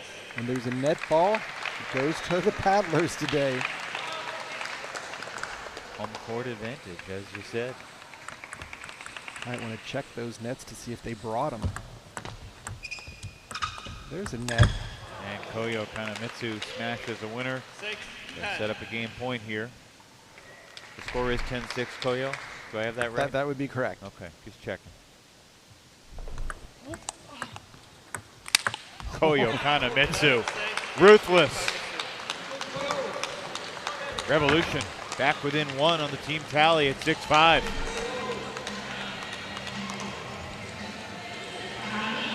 Glad that ball didn't hit Kumar's leg. That would leave a welt for about a week. The smash that Koyo put on the ball.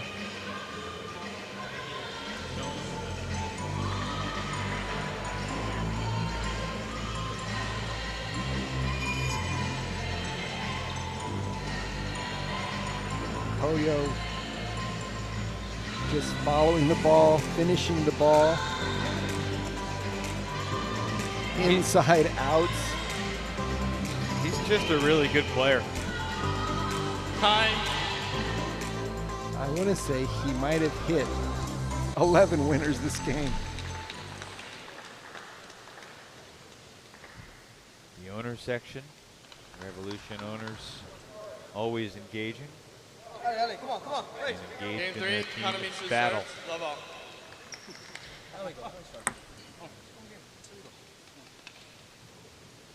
So 11-9 and 11-6 to Kanamitsu. One more win if he can complete the sweep would set up Jin Wang, Hampus Nordberg basically to play for the Golden Game lead. Once again, the backhand attack. Koyo just so strong.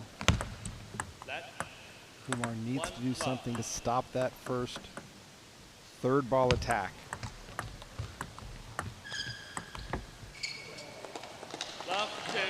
What's Nikhil missing here, Sean? The table. He needs to. That wasn't what I meant, but it was well played by you. He needs to just get that first loop on. Playing short, mixing it up. Koyo's just too strong of a player not to be able to take some of these balls and do that to it. That speed of that opening for Koyo is just like a warm-up forehand. His timing is so fast, so strong. That's a better return. The nets are beginning to even out a little bit.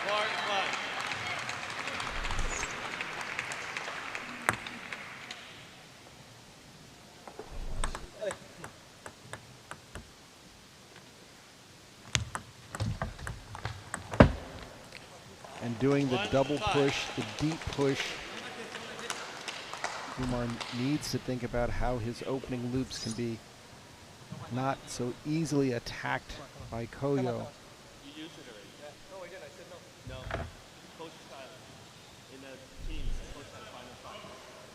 So the umpire is correct that in the previous one, when Christian called the timeout, that's the call that stands. So what I believe the umpire is saying is you took your timeout. You didn't go back to get any advice, but you took it when Christian called it. Even though Nikhil waved it off, they burned. So they did take the timeout. Right. Nikhil just didn't use it. Right, so they burned through it. So MLTT umpires on the ball. Well, are they on the ball? Or because there's a miscommunication here, I mean, Nikhil certainly believed that he had the ability to say, wave it off. We don't want, and look, it's the coach that signals the timeout. Christian stood up. Did he signal timeout? Yes. And did the umpire grant the timeout? Well, once he stood up, it was officially registered. So Christian stands up. There's no timeout signal. There it is. Yeah, there it is. You're right. Great camera work by the crew.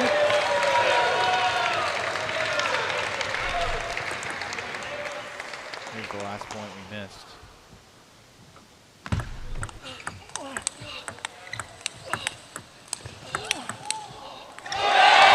Absolute great shots by Kumar. Staying on the offense.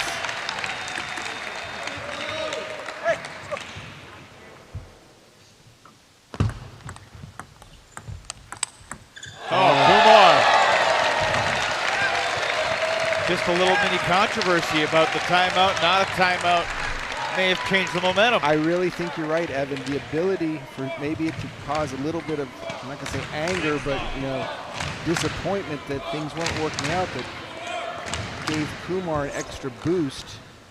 Of course. It wasn't at the 25. It wasn't at 20, it started at 20. 6 off.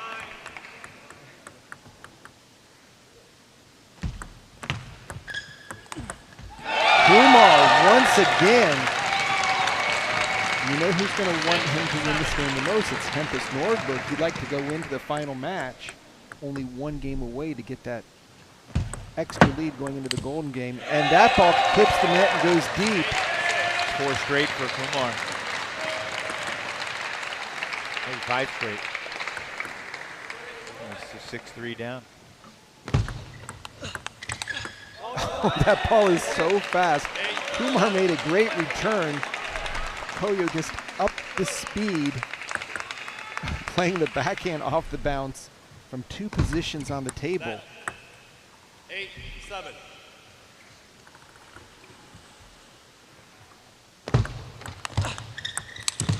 And Kumar with the defense returns the first blistering backhand to get 2-point separation.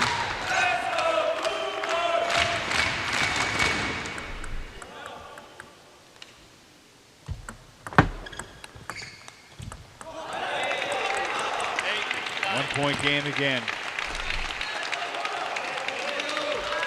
And Koyo get the sweep. I'm sure Matt Hetherington has thoughts about the situation. He has given Koyo a hard time for not being able to finish sweeps. Oh, and tied it up though, 9-all. That kicking serve, as it comes over, you've got to get your racket high in order to re-loop it. You could see Kumar realize he didn't have enough of a backswing to get into that ball. 9-all, game 3. Wow, this game is swung back to Koyo's favor. And now on Kumar's serve, he's got to gain point. 10-all. Golden point time once again. This is the 3rd time in 4 matches in this match tonight where the 3rd game has gone down to golden point. Jishan beat Jens on the controversial side ball. And then Nordberg and Shah won the doubles. Koyo serving here. Kumar misses wide, and Koyo Kanemitsu completes the sweep to tie up this match 6 points apiece. Great control by both players to drop it. Finally, Koyo with the spinny backhand. Kumar unable to bring it down. Great play by both players. Koyo with the sweep to bring the match back to 6-all, forcing this final singles match to determine who goes into the final golden game with the 1, 2, or 3-point lead.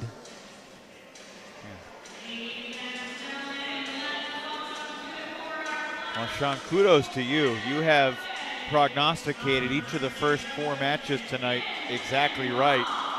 And players to I the thought table. it was going to go the other way with all these 4 matches, but unfortunately you don't earn any fantasy points for your success. Well, so as long as you, but I'll give you the kudos nonetheless. Just make sure that Matt Hetherington realizes that I did represent here in hometown Portland. You're excellent at blindfolded darts, I know. Koyo Kanemitsu joins us now. Koyo, congratulations, man. Exciting match. Nikhil brings firepower. You bring firepower. What was the key to that match in your eyes? I think I couldn't receive well at the first game, and he missed a lot of easy note, and this was lucky for me. Yeah. So Koyo, your backhand is so fast. How do you do it? What is your training? What is your technique in order to play that backhand so quick off the bounce? I don't know. Talent. I don't know. Yeah. What's going through your mind at 10-all before that last point? Yeah, I just try to be care of every situation. So that's, I think, there's so much powerful, and try to put the ball on the table. Yeah, that's it. Koyo, what was the non-table tennis highlight of your quote-unquote off-season away from MLTT? What was the highlight of the summer for you? Or I guess maybe the winter? Highlight? Yeah, what was the most fun thing you did the last few months outside of table tennis? Went to Korea. That's cool. What did you do there? Meet some friends and eat good food there. Did you play table tennis there? No. Good little vacation. All right, we'll let you go. Thanks for joining us, Koyo. Well done. Thank you. Final singles match on this Saturday night. Jinshin Wang for Princeton. Hampus Nordberg, the Swede for the Paddlers. Hampus in his MLTT debut last night took 2 out of 3 from the Blasters' Eric Joti. And Jinshin Wang battled with Liam Pitchford, struggled the first 2 games against the Brit, and then battled back and won game 3 with a furious finish. What do you view as the keys for Jinshin here against a player of Nordberg's caliber? It's really going to be an exciting match for sure. They're going to be long rallies, a lot of attacks from the backcourt, I think, by Nordberg. Jinshin needs to stay up at the table. He's got excellent angular play, really cuts off the angle well. So I think if he can mix it up, his short game and his forehand flip especially, very tough to gauge, but I'm going to look for Nordberg to put a lot of pressure on him.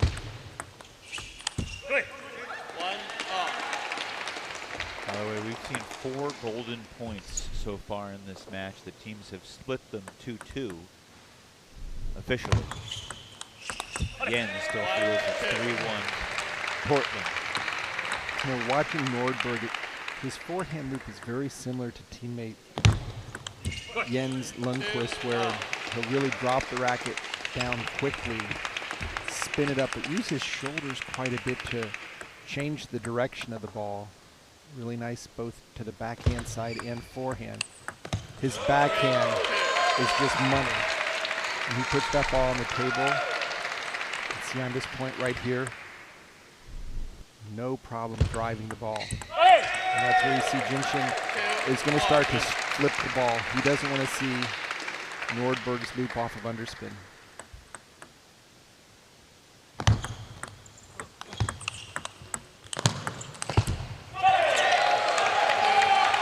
Nordberg, very quick start, getting both his forehand and backhand to land.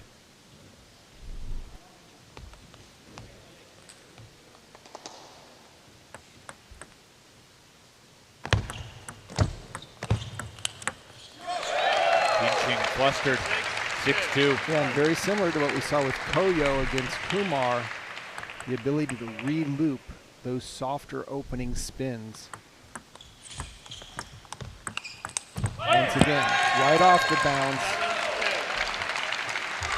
It's almost like if you make that first attack and you don't put something behind it, it's going to get attacked right back at you. Look at the backhand. Nordberg getting Ji-Wei Sha off of his seat. Oh, there's that side spin banana. Nordberg just dipping the tip down, spinning up on the serve.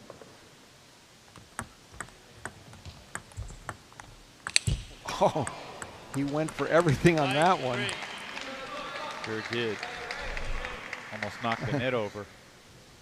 Might want to readjust the net cams after that one. Imagine if he had hit a net cam on that one. That ball might have hit the ceiling.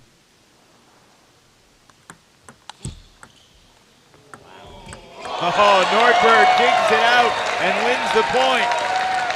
What a hustle off this net ball. And boy, did he chop the bottom of the ball. Yeah, softly. We've seen Jinshin make that backhand all throughout last season. That's it for game 1. Pretty dominant overall performance for Hampus Nordberg, 11-4. Momentum back on Portland's side after Koyo swept Kumar to bring the teams back to a 6-6 tie heading into match 5.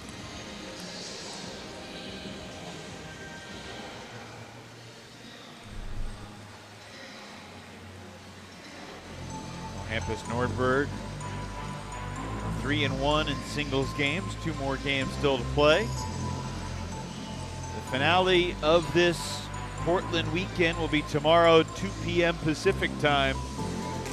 2-0 Florida Crocs against potentially the 2-0 Portland Paddlers.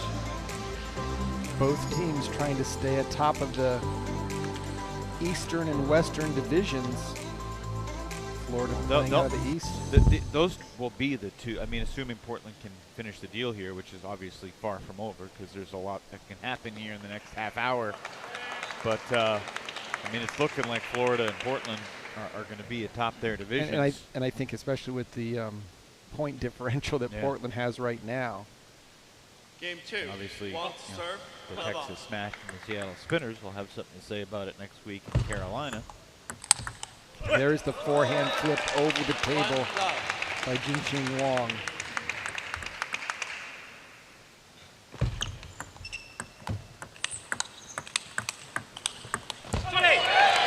Very strong continuous loop by Nordberg, starting with the backhand, adding some forehand power,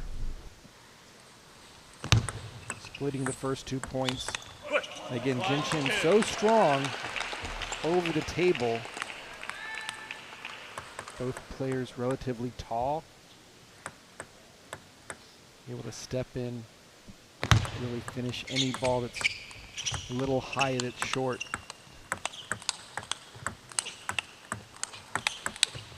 One of the better rallies we've seen this weekend so far. Both players taking the ball off the bounce. Nordberg unable to step around that final ball.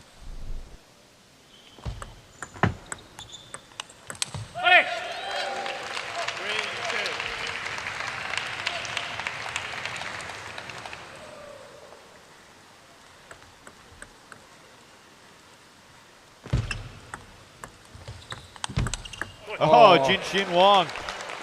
That's kind of his specialty. He is so good at redirecting, especially on the backhand side.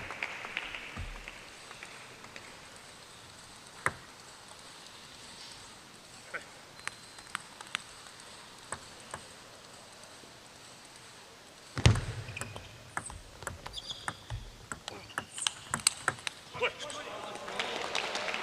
can just see the confidence growing shot by shot for Wensheng Wei here. Right, he makes that first opening loop just to set up the follow-up, and look at that, right off the bounce. And that time, Nordberg said, I'm not going to just put that ball on the table, I'm going to send it back. A little bit of juice on the ball. Here's the opening, and just ripping into it. Look at that backhand by Nordberg.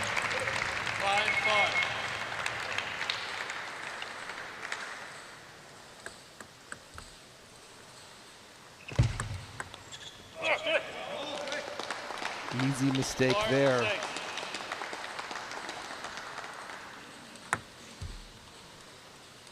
Stoic Matthias Habasson looking on from the Princeton bench.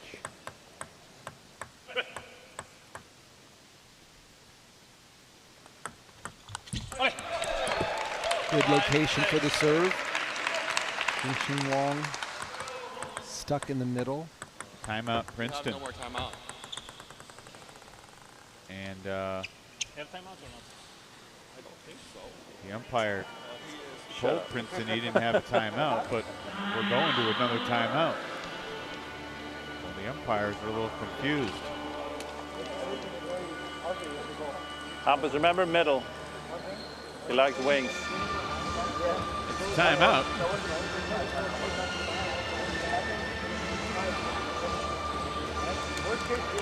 Okay, then here's a slower ball, it's not so easy for him. But you keep going with this, yeah? Service to forehand, first ball to forehand. Okay? Come on, Wensheng. Bam. Yes, yes. Because he likes this kick. You block straight, then ball is jumped. Yes. Time. Like.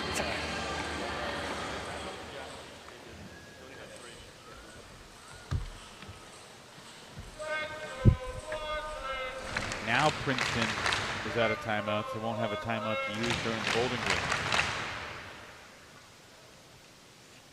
5-6.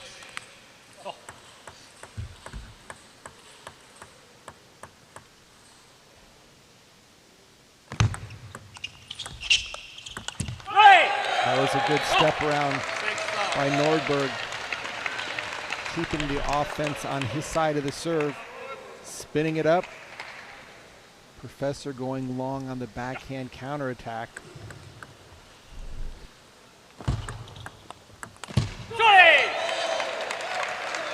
So that timeout did not benefit, dropping both points afterwards.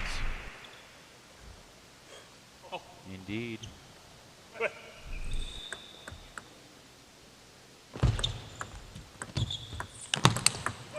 Wow. I was just about to say, what a great loop by Nordberg. It was. You're not wrong.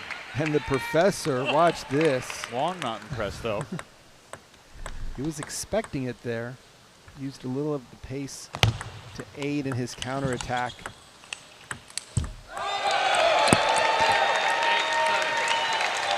And Hempis sending a little bit of a message here after the point. Trying to get the crowd a little more lively.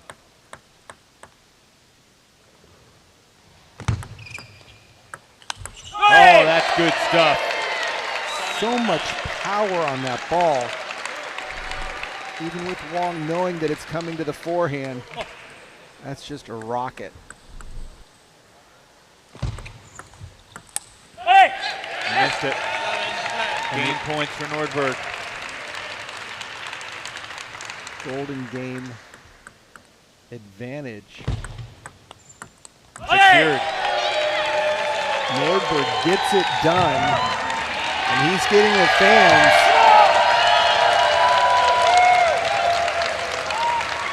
From Lundqvist in the first match, Nordberg in the fifth, in the middle with Ji-Wei and Omoda, just really getting the crowd involved. Really the only match that the Revolution really took control of is with Kumar.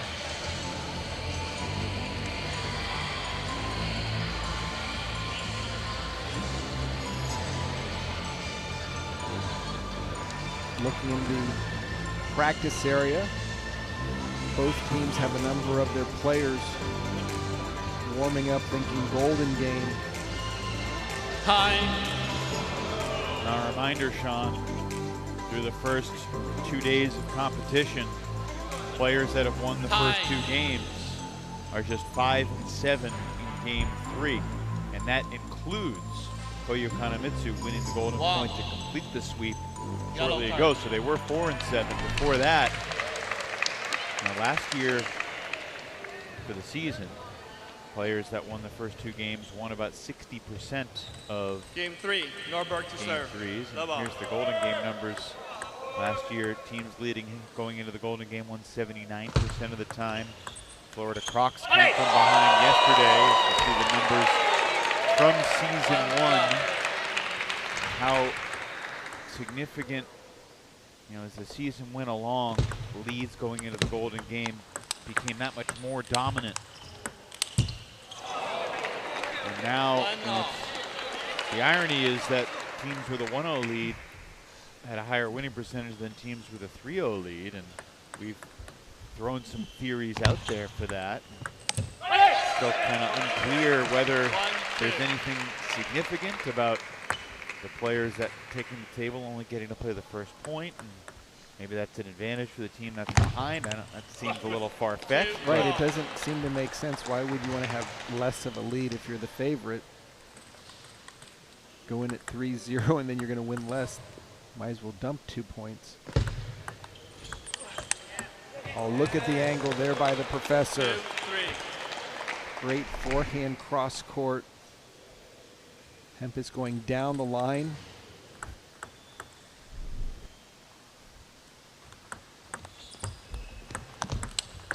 And both players doing the exact same tactic. Cross court, wide to the forehand. Open court. Lots of shot making going on here.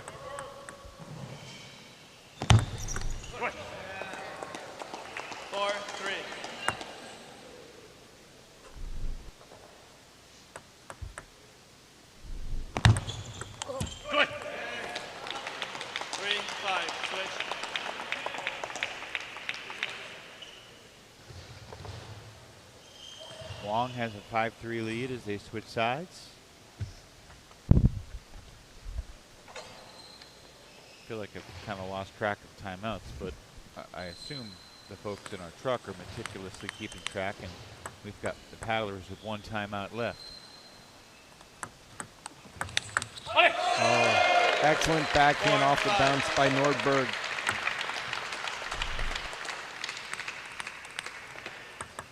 One of the other subtle differences from last year to this year, Sean, not only did teams have an additional timeout, but last year teams basically had to save a timeout for the Golden Game by rule. They were only allowed to use 2 timeouts in the 5 matches, 4 singles and 1 doubles, and one of those timeouts would be in the Golden Game. This year, their 4 timeouts are a little bit shorter, but they can use them once per match, no more than 1 per match.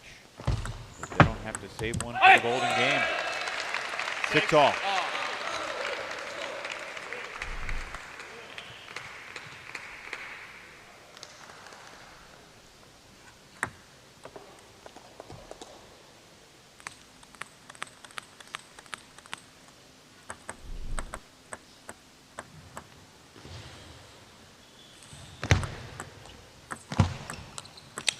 Wow, what a backhand again.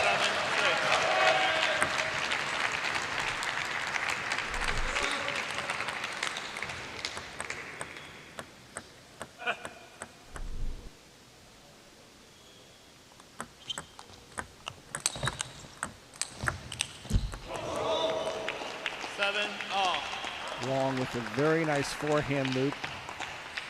Both players so strong. And anything that sits up just a little bit.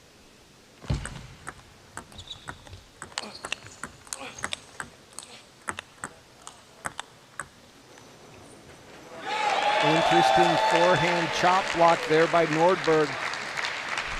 Change of pace, a little bit of a monkey wrench here. Wang unable to really figure out what to do with that ball. Look at that combination again. And this has been the day of the backhand reloop. Watch Nordberg just take it off the bounce. 2-point lead with the serve.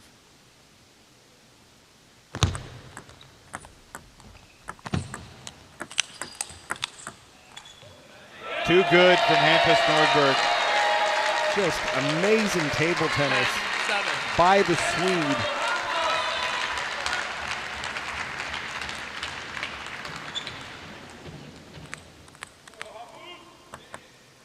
Looking to complete his first sweep in MLTT. It is over. And Portland will take a 9-6 lead into the Golden Game, which they'll start ahead by 3.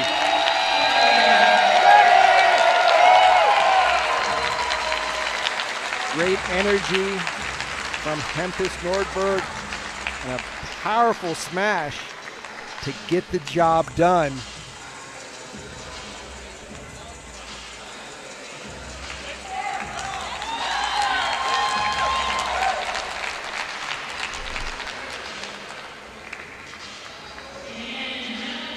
So 6 more points still up for grabs as we'll wrap this Saturday night with the final Golden Game of the day. This will be the 96th Golden Game in MLTT history. And it will begin with Portland ahead by 3 because of these results across the 15 games we've seen. Jens Lundqvist losing a controversial golden point to prevent the sweep, but then Kotomi Omoda. Coach wins 2 of the 3 games that went 11-8. Shepa and Leon won game 1 of the doubles. Christian Nordberg to the and front Shaw desk, celebrating games 2 and 3. And then Koyo Kanemitsu, 3 straight victories over Nikhil Kumar. That tied the score at 6-all, but Hampus Nordberg responded against Jinshin Wang. 11-4, 11-7, 11-7.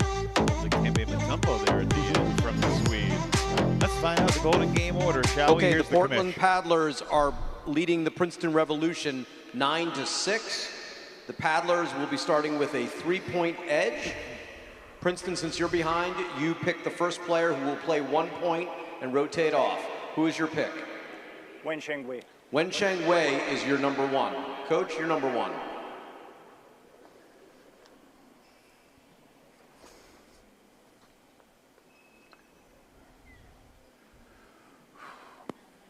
Kotomi Omoda. Kotomi Omoda is your number 1, and your number 2. Jens Lundqvist. Jens Lundqvist is your 2. Coach? Koyo Kanamitsu. Koyo Kanamitsu is your 2, and your 3?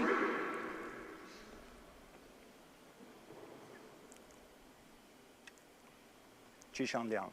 Jishan Liang is your 3. Coach, your number 3? Hampus. Hampus Nordberg is your 3, and your 4?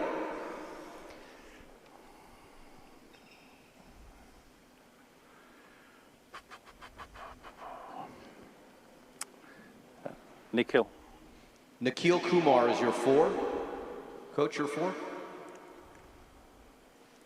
Yevgen. Yevgen Pershepa, and your 5? Wang Xinqin. Jinshin Wang is your 5. And who's your 5, Coach? Wei Wang. Wei Wang is your 5. Good luck, coaches. Good luck. Yep. Well, the matchup we didn't know we wanted, Jinshin Wang versus Wei Wang in the 5 spot. And for the second time, we're seeing something that we've never saw before in MLTT, which is a player who did not participate in the match so far, but is eligible to be in the Golden Game, getting the nod. So Wei Wang takes Jiwei Sha's position, and Jiwei speculated after the doubles that that could happen. Otherwise, Princeton mixing it up a little bit, putting Koyo against Jens. And we shall see how this transpires. We start with the ladies. Yes, we do. 1 point for Wensheng Wei and Kotomi Omoda.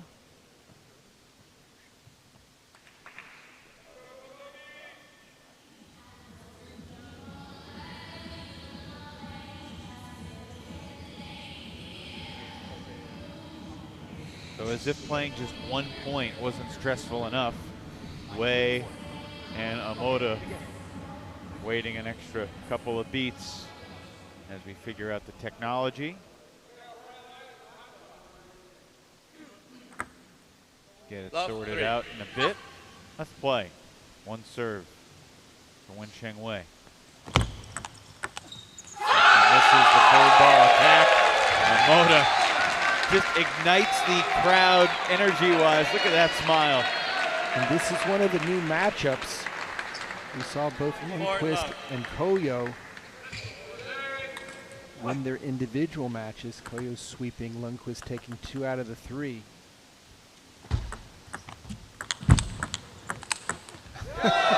Talk about a body blow there. Lundqvist made 2 attacks, ended up getting knocked off the table.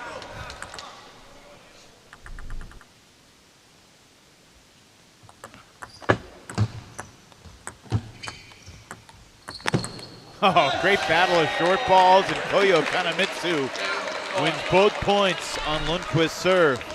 Big play, and check out this forehand flip for the winner. Koyo trying to even up the score on his own serve. Not gonna happen, Sean. Lundqvist ready for the deep serve and takes it downtown Portland. Koyo hadn't finished his follow-through when the ball had already passed him.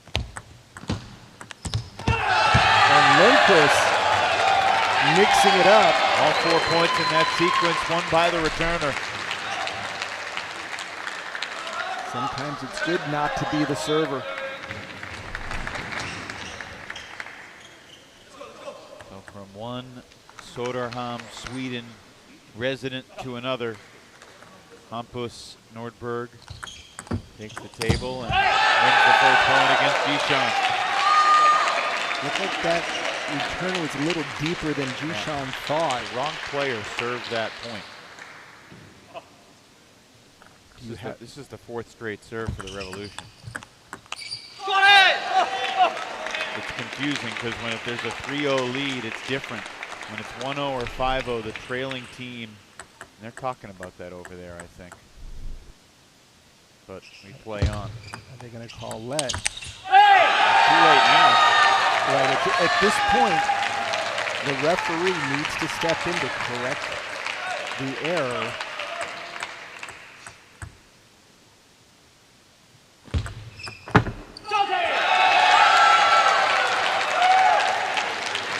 So Hampus Nordberg takes 3 of the 4. I have a feeling that Kumar, who is always on the ball,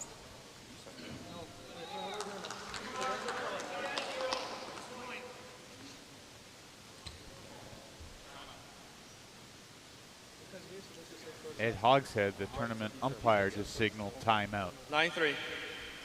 Nikhil serves. They are going to give Portland the serve. This will error, be 4 straight serves now for Portland, but that's... Exactly. Once an error has been detected, you correct it. You can't go back. And Kumar going into the strength of Kashepa. Change of territory for the Revolution. Portland might run away with this thing here. Oh, a big opportunity for Kumar to go up 7. Hey!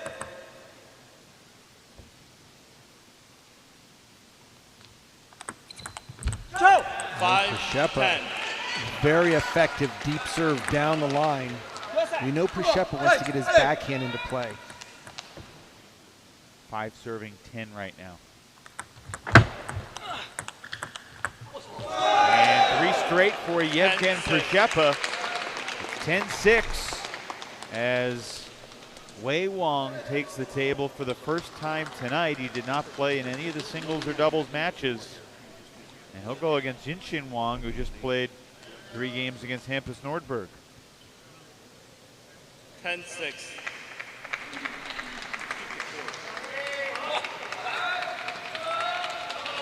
Now we know that Wei Wong is a defensive player, but boy, does he have some offensive skills.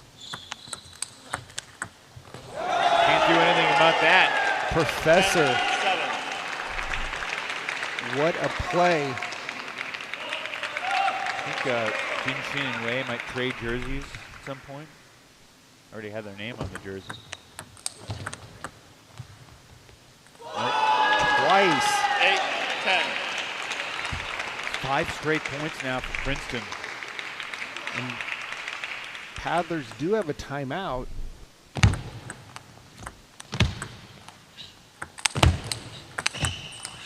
Six in a row for the Revolution. 9-10. Prashepa winning the last 3 against Kumar. Jinshin taking the first 3 against Wei Wong. And Jinshin looks so comfortable up on the table against Wei Wong.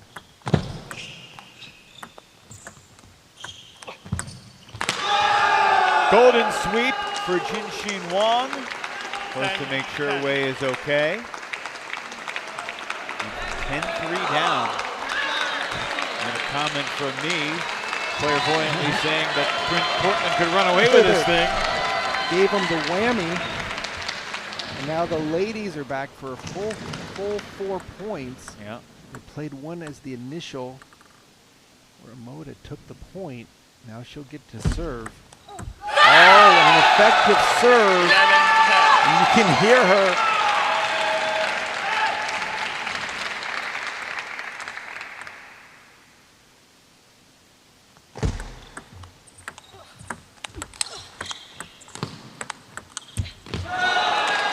Great play by both women. Wei getting the upper hand.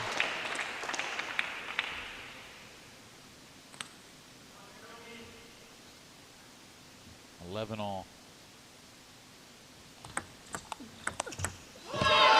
And Princeton takes the lead here in the Golden Game. What an angle by Wei out to the forehand.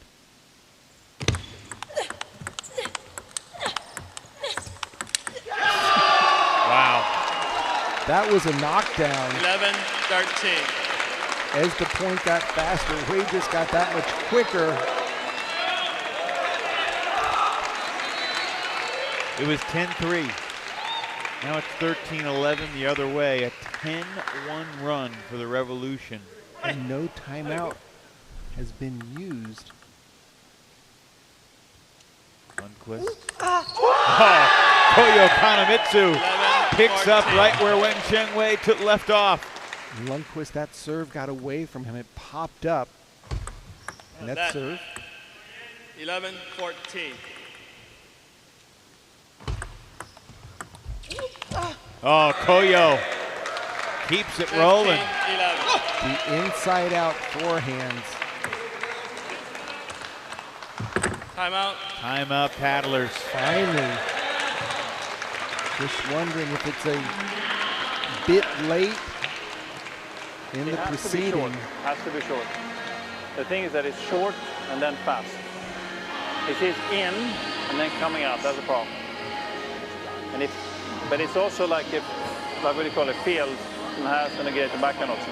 Det är den andra möjligheten. I was waiting for the Swedish to kick in. It's a team timeout right now. We need to fight back right now. So next one after this is happens also. Right? Yeah. They get the point now. Go. Time.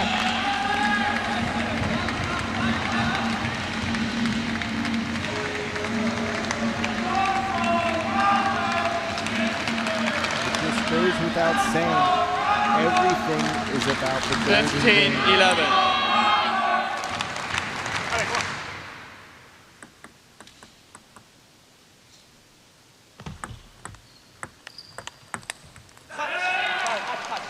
Koyo thinks that touched. No clear signal 16-11. from. Yep, now it's Princeton's point. No argument from Jens there. Sometimes there's apologies when it touches the edge, and other times it's, wait, you saw that touch the edge, right? And look, Princeton had a lead going into the Golden game last night against Florida and let the 1-point lead slip away. Princeton trying to prevent Portland from having two glorious evenings here at home. Memphis Nordberg has been playing big, both in the doubles and in the singles. 16. The firepower of Jishan Liang. And a nice drop shot 17. off the serve. 14 of the last 16 points have been won by Princeton. They trailed 10-3. What a backhand block by Nordberg. How he put his racket on that ball. 17. Jishan went for the full swing.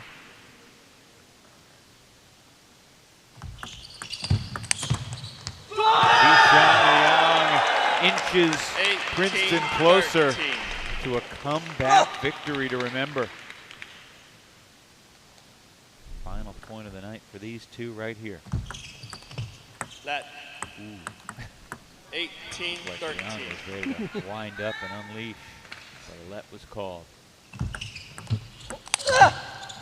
He will unleash and score 3 out of 4 over Hampus Nordberg. Portland, throughout most of this night, Sean, has been in control, but it's Princeton now that's 2 points away. More than the driver's seat. And it was Przeppa that really turned this thing around, taking 3 out of 4 from Nikhil Kumar. And a net and out. 13-20. 7 match points for the Revolution. Kumar fights off one. We saw the Crocs fight off a couple match points earlier with Matti Ekholm before Liam Pitchford won the ultimate golden point. Przeppa can do it on his serve. It is all over. Princeton's comeback is complete. The Revolution win this match 12-9. They outscore Portland 18-4 in the last 22 points of the Golden Game. What a strong comeback by the Revolution. I think what's going to stand out in my mind is the 4-0 sweep by the Professor, in addition to the strong team play by Koyo, Jishan, Kashepa, and Wei. What a comeback.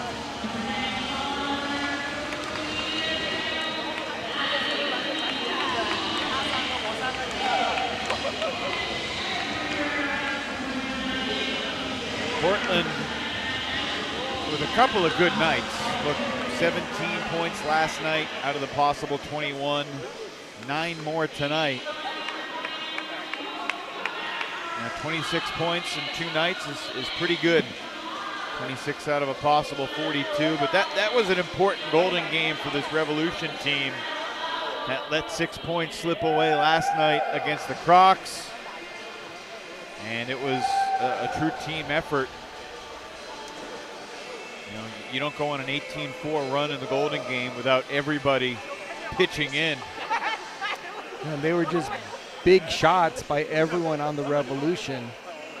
The speed of Koyo and Jishan also just hitting winner after winner. Let's talk to Matthias Habasson. He's got the headset on. Matthias, your team was down 10-3 in the Golden Game. You had them right where you wanted them, I'm sure. Did you see that turnaround coming? Actually, I didn't plan this gap of 7 points until the middle of the Golden Game, but after the lineups in the Golden Game, I was pretty sure that we have a good chance. Yeah, I think we just catched it right there in this moment. And yeah, in the beginning of the Golden Game, we were a little bit unlucky, I think. We had 2 easy shots or unforced errors there, and this is very tough to take 2 unforced errors in the Golden Game. So we started really bad, but then still they could manage to play consistently their A game in the end when it was important, and I'm very proud for my team. So Matthias, did you feel that when they threw Wei Wong out there, that you had the exact answer that you wanted with Jinxing? He had such a great, he would have been playing if they had gotten a little bit closer, the next player out on the table, but he had, it seemed like golden sweep. No difficulty at all with Wei Wong. Yes, I mean, they practice together. That's always an advantage for the attack player. Koyo Kanemitsu swept his match and just seemed to play with a ton of confidence. What stood out most to you about how Koyo took the table tonight? Koyo is just always a very, very good playing good playing rocket, I could say, when it's important, especially. Yeah, I mean, with Koyo, it's always like this. Just let him find his rhythm first, and then just keep the flow, and then don't disturb him too much. That's it. Yeah, when he's finding his rhythm, when he's finding his touch, he's one of the best players in this league. Even if the league this year is really, really improved, but still, he is like, yeah, just one of the best players there. Matthias, in all of last season, the Princeton Revolution only came from behind to win a Golden Game 1 time. How does it feel to do it tonight against this Portland team on their home court? Yeah, I mean, the most important thing for me was to not start like last year with a 0-3. Yeah, I'm just happy, This is such an exciting format we play here. Every match is close. Everything can happen, from very big gaps in the end to very close results. It's just fun. It's just fun. I'm just happy to be here and to coach such a good team. Last thing, as Christian lurks behind you, what's it like having a challenge flag in your pocket or in your sock? Or what is that pressure like as a coach to know when to challenge? And what's that dynamic been like these last couple of days? Honestly, it gives a few opportunities more for during the game. Yeah, I took today one challenge tactically. not illegal. It's just giving opportunities, and yeah, you just need to know how to use it. I mean, I think it's a good thing. Everything new in the sport, I think, is interesting and brings new interest into the sport. And yeah, everybody's talking about it now. Hey, what is this challenge in table tennis? So that's good. Good advertisement for our sport. I appreciate the perspective, Matthias. Thanks for joining us. Congrats on the comeback win. Quick turnaround. We'll see you tomorrow. Thank you so much. See you guys. Yep, thanks, Bye. Matthias. The standings through 2 nights of this Portland weekend. The Paddlers with 26 points, the Crocs with 27. The Revolution just 7 points back in the East. We'll see Carolina, Chicago, Seattle, and Texas next weekend in the North Carolina Triangle. Sean, your takeaway from night number 2 is what? I'm just continually amazed at how good these players are. The shot selection, the power, the finesse, the ladies bringing the heat to the game. It's just been amazing. I can't wait till tomorrow. We got a quick turnaround because we start at 11 a.m. local time. That's just 13 and a half hours from now. So get some sleep, everybody, wherever you may be. Unless you already woke up in Europe, then make sure you drink some caffeine so you can join us tomorrow morning here on the West Coast. We begin tomorrow with Princeton and the Bay Area squad. That'll be the 11 a.m. match, and then Florida and Portland. We thought it'd be 2-0 Crocs, 2-0 Paddlers, but the Revolution, Sean, had other ideas. As they come from behind, we've seen 2 Golden Game comebacks in as many days. We've seen an ultimate golden point. We've seen 4 unsuccessful challenges through the first 2 days. What will we see tomorrow? Hope you join us then to find out. For our entire broadcast crew and my partner, the Hall of Famer Sean O'Neill, Evan Lepler saying good night from Portland. The Revolution spoiled the Paddlers' party. 21-14 in the Golden, 12-9 overall. Princeton and Portland both 1-1 through 2 days. Sunday here in Portland, just hours away. We'll talk to you tomorrow. Good night.